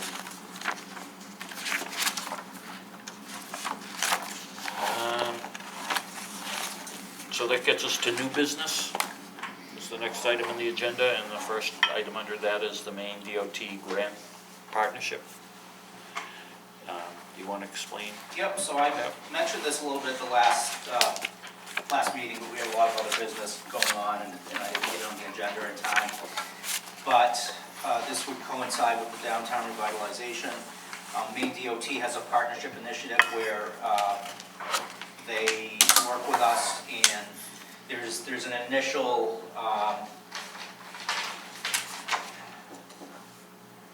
some initial work that needs to be done by them to get things, to get a plan together, which they cover 50% of. And beyond that, any projects, like whether it's a section of sidewalk that needs to be repaired, or anything to do with transportation, both pedestrian and vehicle, the projects are covered 50% by the state. So this initial upfront would get a program together with them that would start, I believe, in March, and would be a cost to the town of half of, the total cost is $93,408, but we would only be paying half of that. The state would be paying half. And we have funds in the downtown revitalization account, that's where I would be looking to take from. So this is just a study, or it does include that there would be some work done for that 93,000? There wouldn't be any work done, it would be, the list right here is, there's site visit, coordination meetings, public involvement, assessment of existing conditions, planning.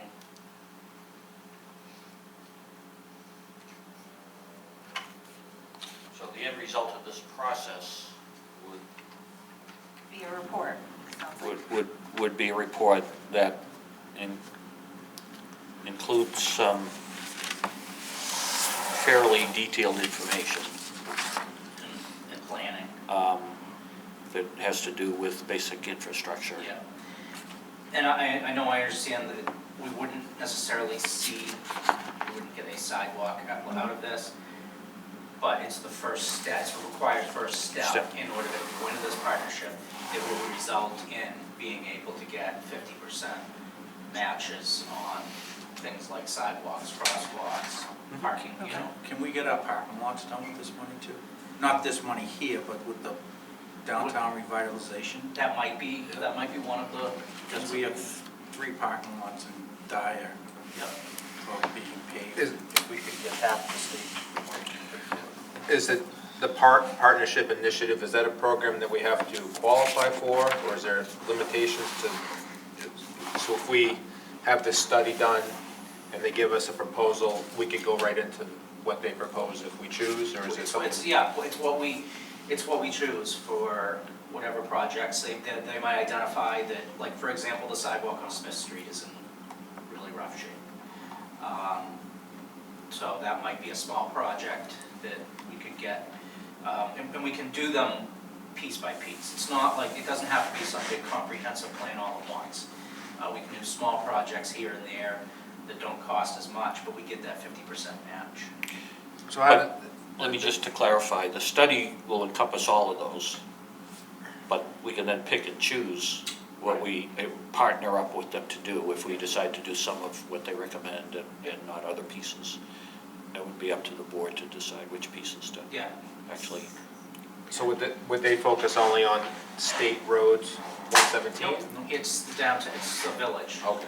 So there's a couple of different, they've changed the name a couple of times. It was, at one point it was called the Village Partnership Initiative, so there's a focus on, beyond just the state route. But typically it is in conjunction with where state routes run through the town, so. 2 questions. Is this coming out of the downtown revitalization plan as like a next step?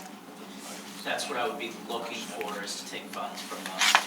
But, I mean, we already have the big study that the downtown revitalization did. That's what I was gonna ask. Wendy, was this already done? But the parking? State DOT was involved. No, not So- the state No, DOT, but Let me just kind of stop for a minute. So we several years ago, we did the original study, which I think then suggested there were further, more detailed projects to be done. Now, it didn't come up with specific recommendations, so we could go ahead and implement at the time, gotcha. except for Front Street. Okay. That, so we can get our hands around that, we could do that, with the others to follow. So I think this is picking that up, but the focus is different from what it was then. Correct. And it's very much kind of infrastructure oriented for these next steps, so Okay. it's related to that, and anything that comes out of this should, in my mind, just be more specific design work that you could relate back to that Okay. more broader All study. right. And some things that were in the original study, I think, are no longer part of what they include in this partnership. It's a much more This is focused on transportation. tissue. Okay. Yeah. Next question, when do we get the reimbursement from them? Because we would have to put up the 96,000. When do they reimburse us? What are the milestones that we have to get to? Or at what point do they reimburse? Trying to remember when I met with him. So far it reads at the end of the study, we file for the Yeah, yeah, reimbursement. yeah. And, okay. And And then, we could check with Maureen Okay. as to the original cycle that occurred and see if that would be similar to what this was. and then can we, with this, can you still apply grant money to pay for our portion? Or do we have to, does it have to be all our cash? I know certain things, you're not allowed to then use additional grants to pay for the town portion. We have cash on, I we have cash. don't know, it's not very restrictive Okay. compared to some. It would be good to know, even this money or future money, if the town portion, we could use grant money to pay for the town portion.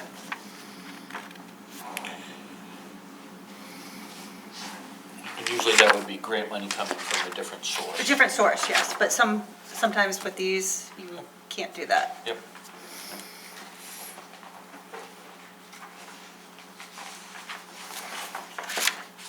Did they give you any sense for, Timeline? timeline, like if they start this, are they gonna go right through and in the end, you're gonna have something in your hand? And when could they start it? They can, March.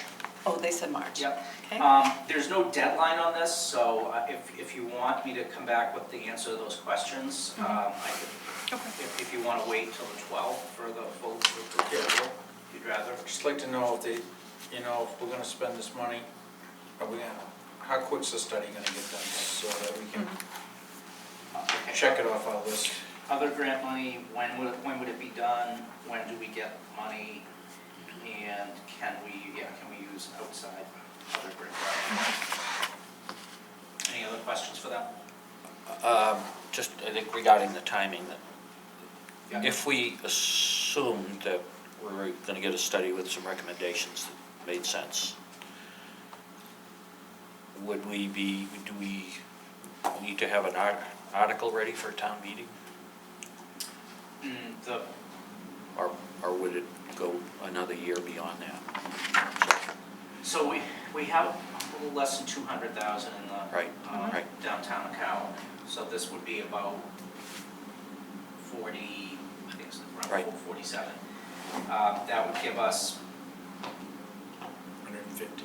about, Say 150, 175 or so. to match them with projects, Yeah, so. so the thinking might be that the question would be whether we should get that reapproved at town meeting if we have a definitive project to use it for. I think, personally, I think it would be a good idea to continue contributing Okay. money into All that right. account, rather than just have the 200,000 that then is gone, and, Okay, because there's really, some of these projects can get expensive. And, okay, it might not be a bad idea, maybe even if it's just 50,000 to contribute as part of the budget process for, okay. keeping the Keeping downtown it to- revitalization Okay. going, keeping that Okay. fund. So to a that there's money in it to match to a the- certain degree, it would be of interest to us to see if we could have some results to show at town meeting if we're gonna ask for more. Yeah, Yeah, because that's basically, this report's basically gonna tell us all the things that need to be done and when they should be done. Yeah, so we'll have an idea money-wise too, what we're gonna need, and we, There's only a couple months though between the proposed start time and town meeting, so Right. we may not see. we may not see it. 374 But hours. we do have a list of things in downtown that we do need done. All 3 parking lots need to be repaved. They're a mess. I think Jack's working on getting prices on, I don't know I don't even know, and then we have the fire station and the parking lot over there, I don't know how bad those are too, so. I've got a pretty comprehensive paving list from him that includes what we have so far for the PCI indexes that kind of give us a priority on different roads, but I know that in the packet of estimates includes Old Mill parking lot, Town Hall parking lot. I don't know if the fire station's in, there's a lot of, he's got a pretty comprehensive list. But those are all, what I'm of trying to pricing. get at, those are all in the village, so that's gonna be all part that I think we'll be able to get out of this, I'm assuming. Well, I think part of this we'll talk about when we talk about kind of capital planning is there are timing issues with some of this. In other words, should we not pay to repave things if there's an opportunity to get Get them through. money if we do this in a Yeah. So, reasonable sequence? So I think you have a couple of questions from the board, and we'll put this on the agenda Okay. in February. Any questions from the public, by the way? No? I was just gonna say, don't forget all your crosswalks, your tip downs to your crosswalks. The red bricks are from 2005, those are well outdated, so those should be on the list of areas to focus on. I'm sure they popped up with the other study that was done by the town by doing it themselves. I would think Maine DOT would recognize that. They have Sure, a sure. little bit, because they plan Yep. on fixing it by the monument, Um, hopefully soon. John, could you also get a little more information on their line item for public involvement? Just so we're able to speak to what that would look like when we sign off on, if we sign off on this. Okay, so we'll address that again. Next item, tax acquired properties.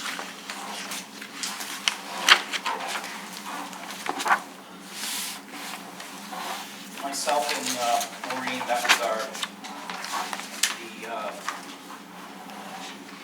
realtors, the newly appointed realtors. We identified 3 properties that we could start this new process on. One is land on Bolster's Mill Road. It was a site of a former Finnish church. It is a total of 0.65 acres. The code enforcement officer informed me that it's buildable because there was a prior structure on it before. That's the only one that doesn't have a picture, and I did take a ride down there the other day when I was putting this together to try and show you, but I actually couldn't really identify the lot. It's all, it's actually wooded. The lot is pretty grown in, so it's tough to identify where, what the land, you know, what the lot is compared to other woods around it, so. Next is property at property on Jones Road, that does have a picture attached. And the other is 23 Plains Road.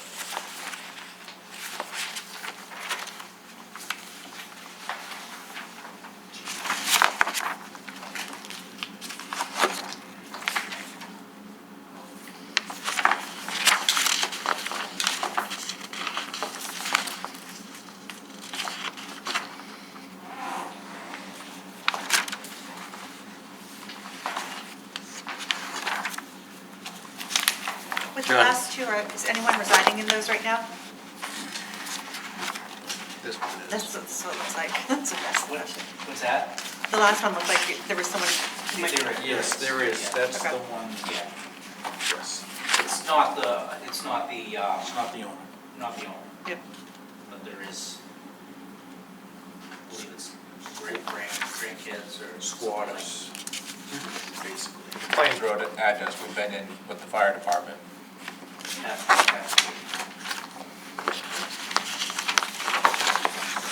So John, in each case, there's a certain amount of unpaid taxes and interest. Yeah, And I think last time you described the process whereby whatever the property is sold for, anything over and above what's owed the town goes back to the owners. so at least we would be getting what's owed for taxes. Yep. And it would, and the process also, legal, I mean, well, if need be, legal fees Yep. and real fees Yep. are covered, so what we get is what's owed for taxes. Do the owners need to be notified? Yes, so there is a notification process. There is a process that has to occur at the registry of deeds. So fortunately, the realtors are familiar with this With that process, process. having done it in other communities. Okay. Um, So they'll handle that process once we approve. It'll be between them, myself, and Maureen, Yeah. making sure the Okay. proper process has been followed.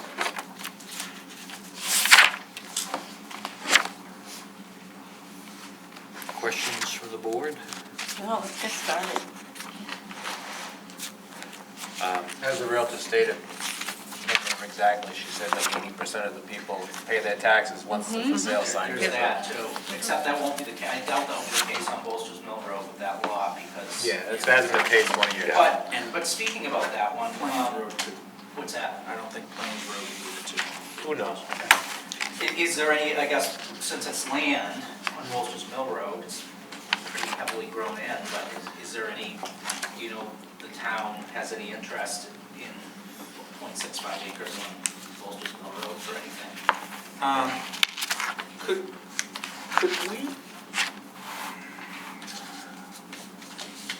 Could we hold off on that one?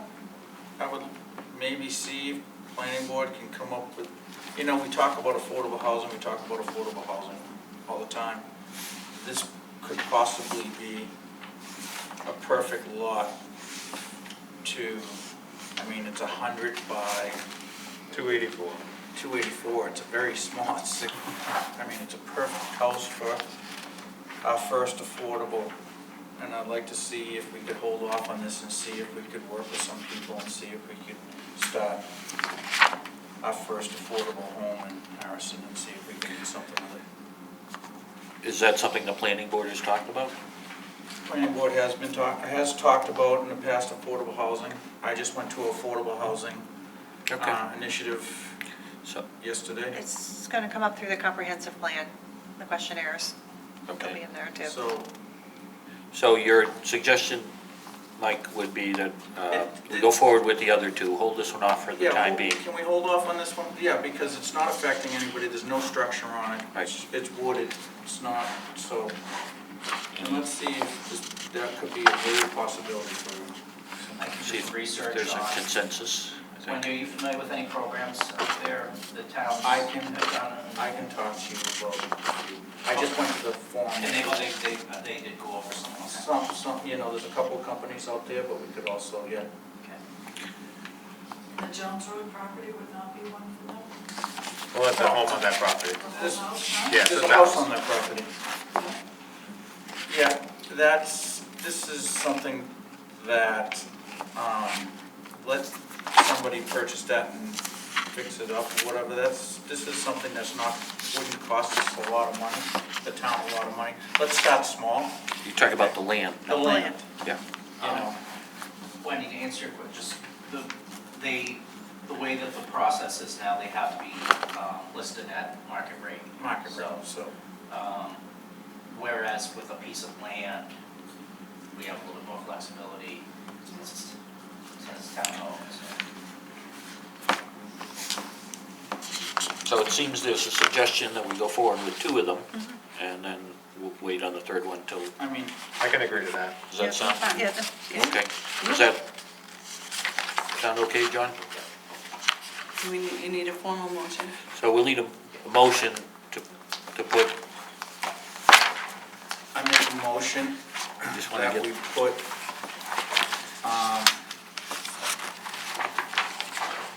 we can use the addresses, I guess, if that's the easiest way to reference it. 16 Jones Road. And 23. 23. 23 Plains Road.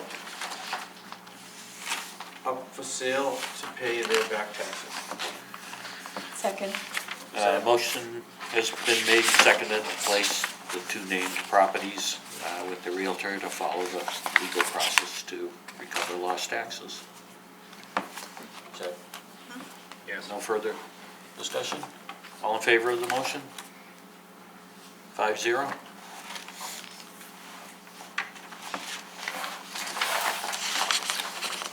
John, do you anticipate you'll be coming back to us periodically with properties in the We have a future? list of about,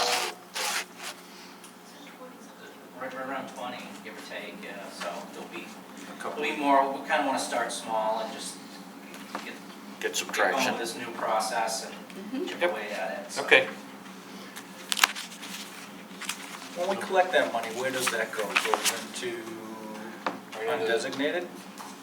Well, yeah, there's a line item for property taxes, which that would get recovered.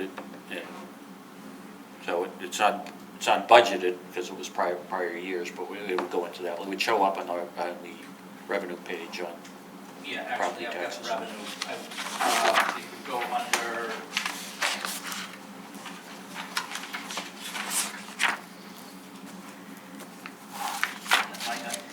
this report does not have taxes, by the way, on it.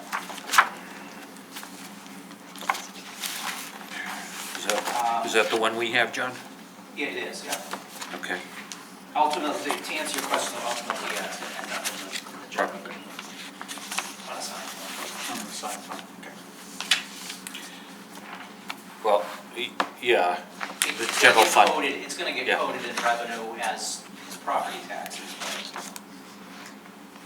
It'll show up as as revenue for this year, and then, again, at the end of the year, we'll see what sort of a surplus then resides in the general fund. Okay, moving on. Meeting with area towns. So I'm in the process of, I've been talking with the Naples, Bridgeton, and Casco town managers on organizing another evening meeting to bring us all together. I've been, I guess, unofficially the point person for our towns around here, which I'm fine with, it's okay. And we'd like to maybe also involve some select maybe a couple of select board members as well, like last time, so I'll keep you posted on what the dates are. We're looking at probably the first or second week of February. Gonna have it here? Probably, yes, since I'm the one organizing it, I may as well please. I mean, rather than have to try and reach out to for somebody else to schedule the facility. Perfect. All right, and the theme is sort of interlocal cooperation. Picking up where we left off in the last meeting with GP cog, that would be looking at what are some things that we can be working together on. Good. Good. Okay, and you'll let us know, and I'll let you know which date it is. yeah. Next item, capital improvement plan update.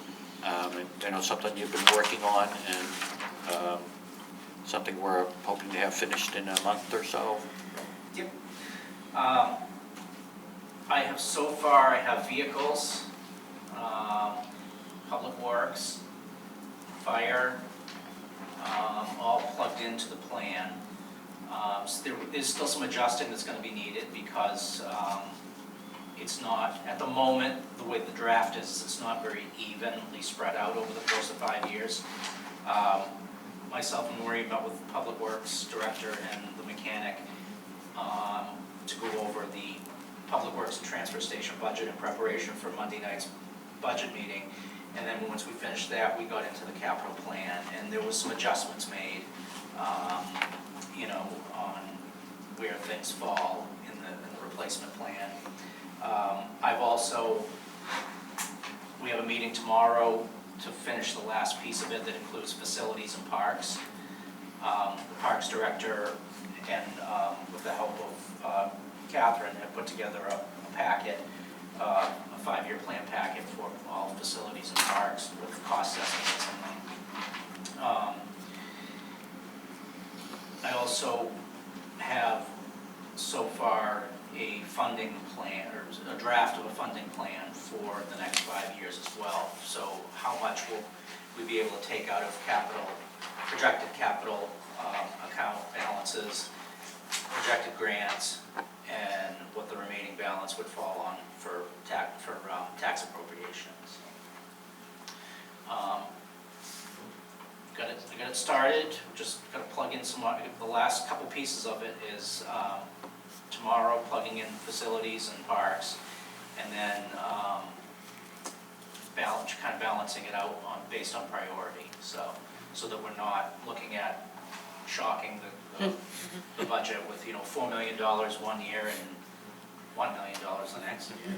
So it's spread out a little bit evenly based on priority. Do you have enough, do you need anything from the board in terms of priorities? I think that maybe the first pass at it, I will be looking for that possibly on the 12th to have some board input on priorities. I can tell you right now, and the numbers are going to change, up to about 10 million so far over the next 5 years. I would guess probably after tomorrow's meeting, we might be looking at a little bit more like 12 million. Again, that's spread out over 5 years, and that's taking into consideration the fact that we've typically been spending 1.3 million a year on capital anyway, coupled with the fact that we're hopefully going to have a fairly healthy capital account balance that with hopefully over the next several years we'll be able to continue to contribute to with both the annual appropriation as well as surplus, factoring those things in. And grant funding? In grant funding. So, for example, I'll take one project you're already familiar with the stream crossings. So those stream crossings are in the plan, and the funding of the anticipated grant funding is in there as well. You're familiar with the project, or the dilemma, I'd say, on Summit Hill Road. They're just rolled out, or there's going to be rolling out a new grant from the state focused on drainage and crossings and that sort of infrastructure. So I would, it wouldn't be this upcoming year, but I think it's 27, 28 when the funding would be in place. So for example, that year I plugged in anticipated funding for that project through grant funds. I'm meeting with Daryl on the 28th, and he's gonna come here for half the day, and that's one of the things we're gonna look at is that upcoming grant. So they've got quite a bit of money available statewide in that grant, so that might be able to cover at least the drainage part of the Summit Hill project, which would leave us only a small, it's whatever section it is for the paving piece. So there's a fairly limited match as well. I believe it's a 5%. It's something like a 5% match. So in effect, that's a good example of one of the ranking criteria where the availability of external funds might push the timing of something out a year or so. And that's, so one factor is when grant funding would be available. Another factor is just priority of, how much more life we could get out of a vehicle or how much. So you're saying right now, the estimate is 12 million? That's, no, right now on the draft spreadsheet I have right now, it's about 10. Okay, 10.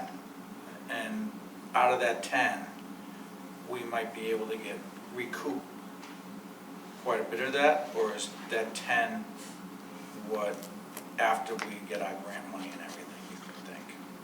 Oh, some of that could be covered with grant funds.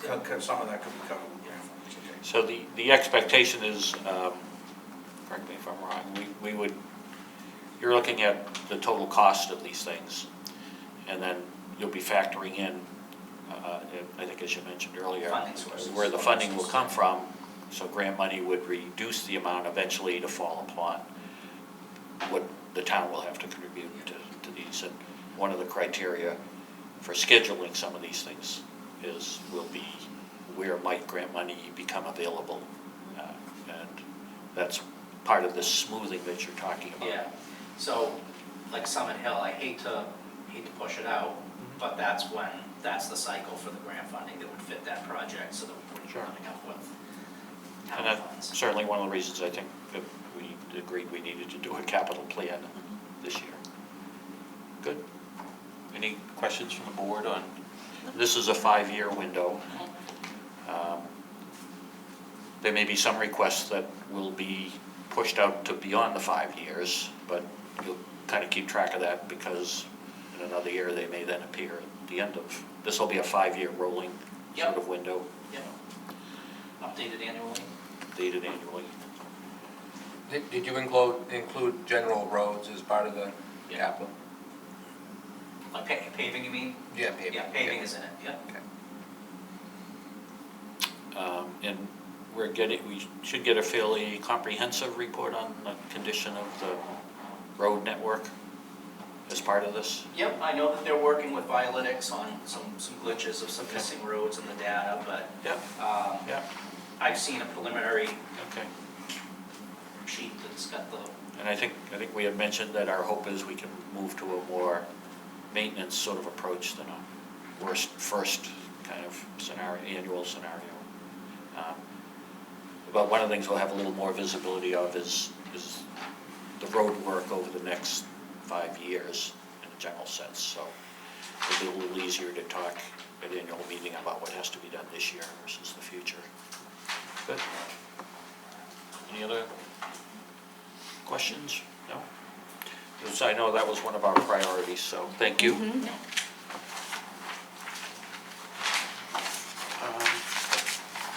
Other business.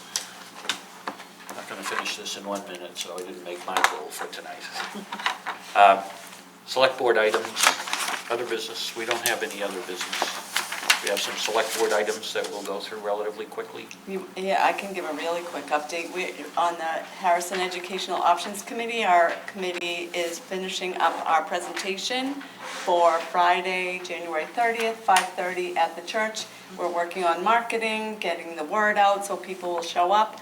We have Miss Maple coming to help us out with taking care of people if they need their children to come. We plan to have some pizza for the kids, not for the adults. Yeah.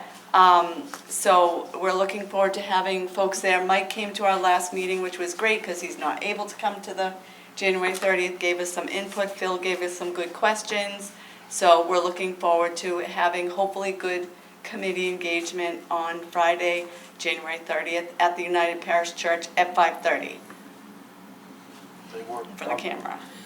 I'm telling you, the presentation, what these women have done, pretty amazing. That presentation was, yeah, Should be good. it's gonna be really We good. look forward to lots of questions, input.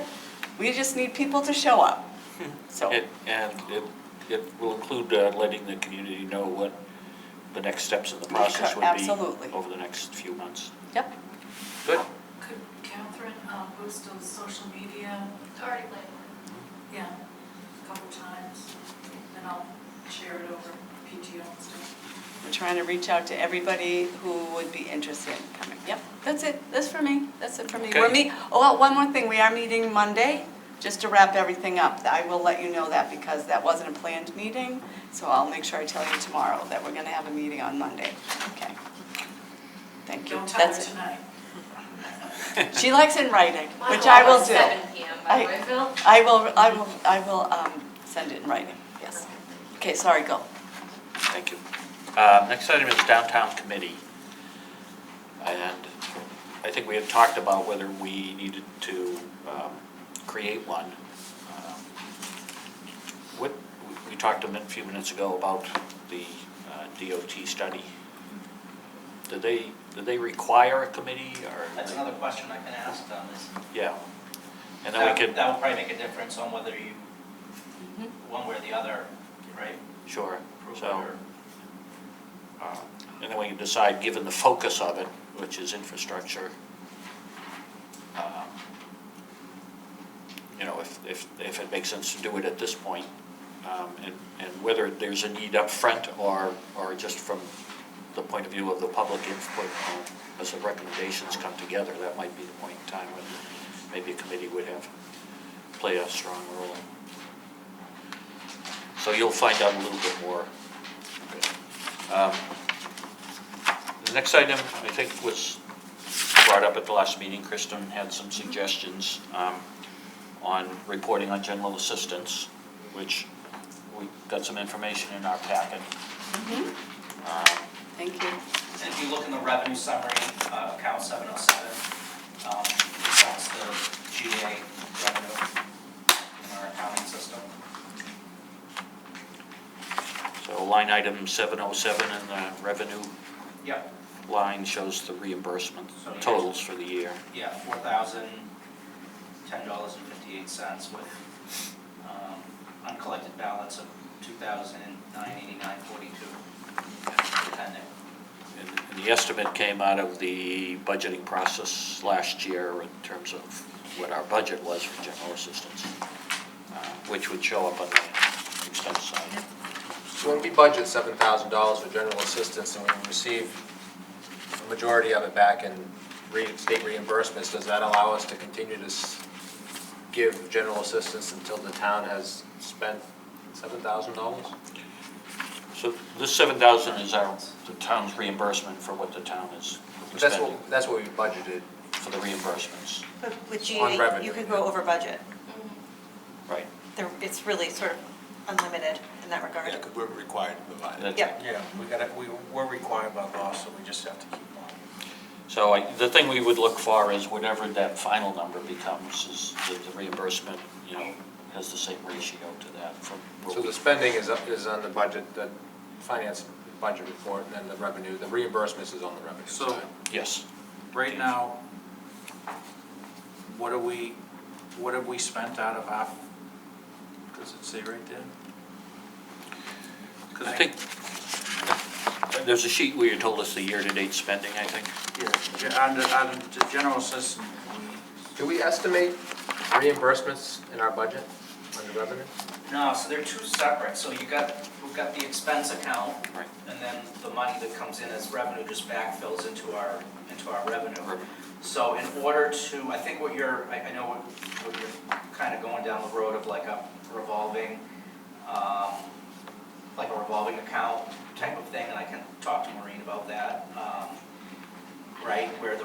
I wasn't suggesting Baskets are anything. going in so that we're not, so every year it should be $7,000 and, you know what I'm saying, less, well, it's gonna eventually, At the end, yeah, eventually, I mean, it does, you don't see it as directly though, as if it was in like a revolving, I can ask her about that. Right, so historically, we don't do any carry forwards. no. I mean, which we could, but we don't, it doesn't work, typically we let it all default. I'm not into- sure I don't know if you can, but I'll Okay. talk to Maureen about the accounting But piece of. I think the other aspect of that was if we start to exceed the budget on the expense side for general assistance, we're required to meet whatever our obligations are. And as a line item, as a budget line item, ultimately we'd see that in the expense reports, and then at some point towards the end of the year, we'd need to make a vote on balancing the budget, if you will, between different departments. So we would continue spending, I guess is the short answer.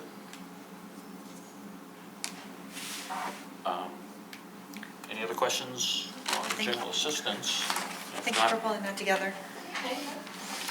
So I think the other two suggestions were to invite the planning board to provide an informational update on a monthly basis. Monthly or quarterly? Well- Monthly. Hear what's going on. What was that? So I think the suggestion was on a monthly basis to give the board some informational update in whatever form. I sent an email to our school board. And- yeah, so- Board reps. And, what else was it? Oh, Planning board and school. Yeah, So I planning sent board, emails school to board. those. I did try getting in touch with the planning board chair, but Wendy, are you interested in providing any kind of planning board update? I'd be happy to. Um, I would be happy to. Do you want me to go up here? Please. Yeah, I guess we weren't requiring an update, but Basically, well, we're trying to establish a process, so there's some I mean, vehicle for. just a written update of what's going on with the planning board, this is what he was trying to get to. Well, I don't think the board decided that yet. Oh. But whether it's an invite, I think part of the question is just to iron out the process, and if it's whatever the planning board would feel comfortable with, so the select board stays in touch and we're sure we understand what's progressing from month to month, whether that's written or verbal, I think It's whatever, I think the I planning. think, if I'm speaking on behalf of the planning board, I guess, I think verbal would be the easiest for us. Sure. And I think we could probably have a member here to give an update each time. Yep. I would ask that it not be the last thing on the agenda. That's why I'm here. So if that could be moved up, maybe departmental updates maybe Sure. sooner on Sure. would be helpful. And then I think a verbal, and I'm happy, we did have a good workshop last night, I'd be happy to Okay. share what we did. So we'll try and establish, the right process where once a month, at whichever meeting, the first or the second, there's early in the agenda spot for a planning That would board be update. helpful. And let me just go back to last night for a second. So John, you also mentioned contacting the school rep, and we have two of them. Maybe there'd be a process where they could alternate, and rather than having them both come at the same time, each month one or the other could come and provide whatever their preference, we can start out with whatever their preference is and then decide if that satisfies our need for an informational update. And also put them at the beginning of them. And put them at the beginning of. So having said that, you're willing to provide an informational update? Sure, will you be doing comp plan updates as well? I know Kristen's a liaison, will that be helpful? Yeah, so last night we had a special workshop. We'd like to start looking at our applications for subdivision and site plan review. And they're kind of archaic, they're very cumbersome, they're a little too boilerplate for all the different projects that come before us. So we had the screen up last night and looked at some draft options for a revised site plan review application, subdivision review application, along with accompanying flow charts as to the way to, do I need a site plan review?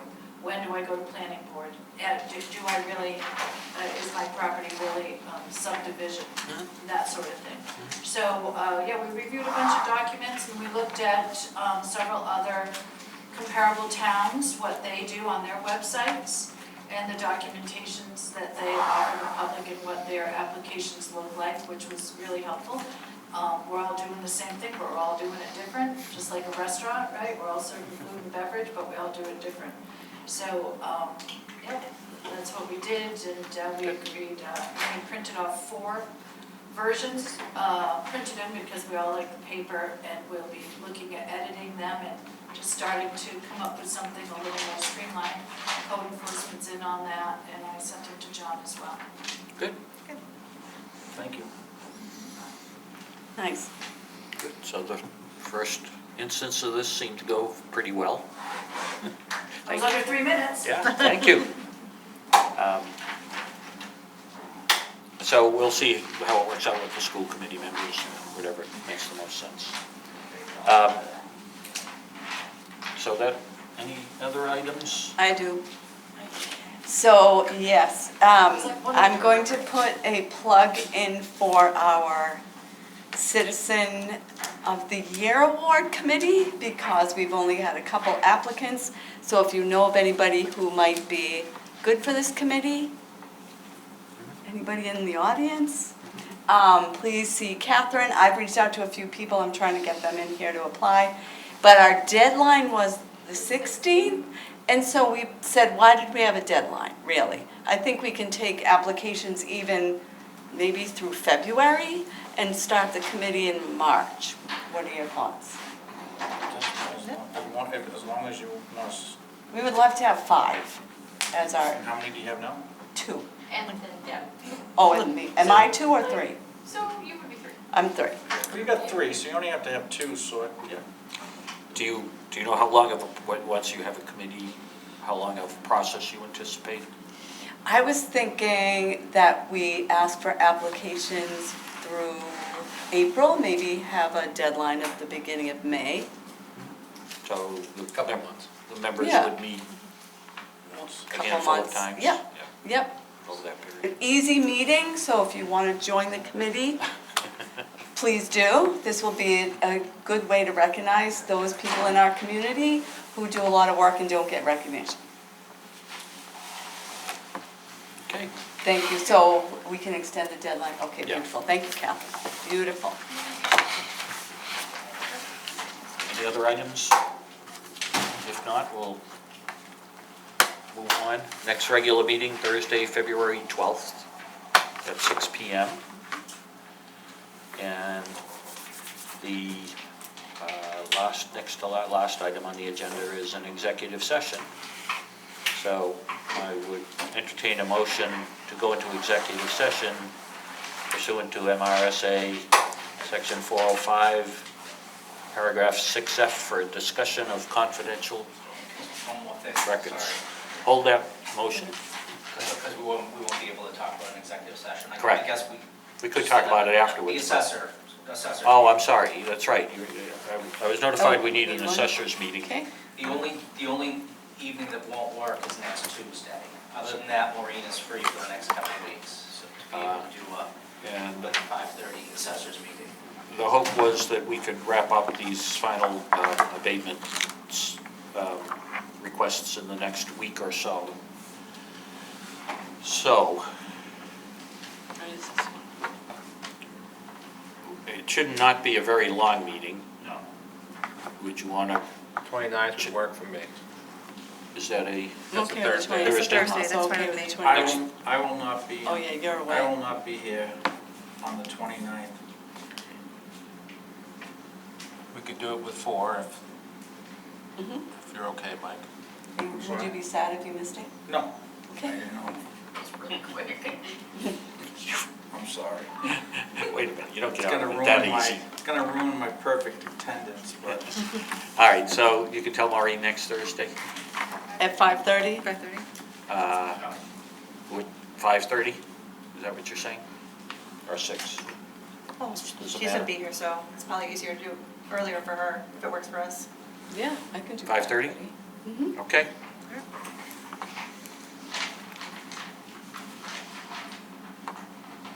So with that, if there's a motion, I repeat it.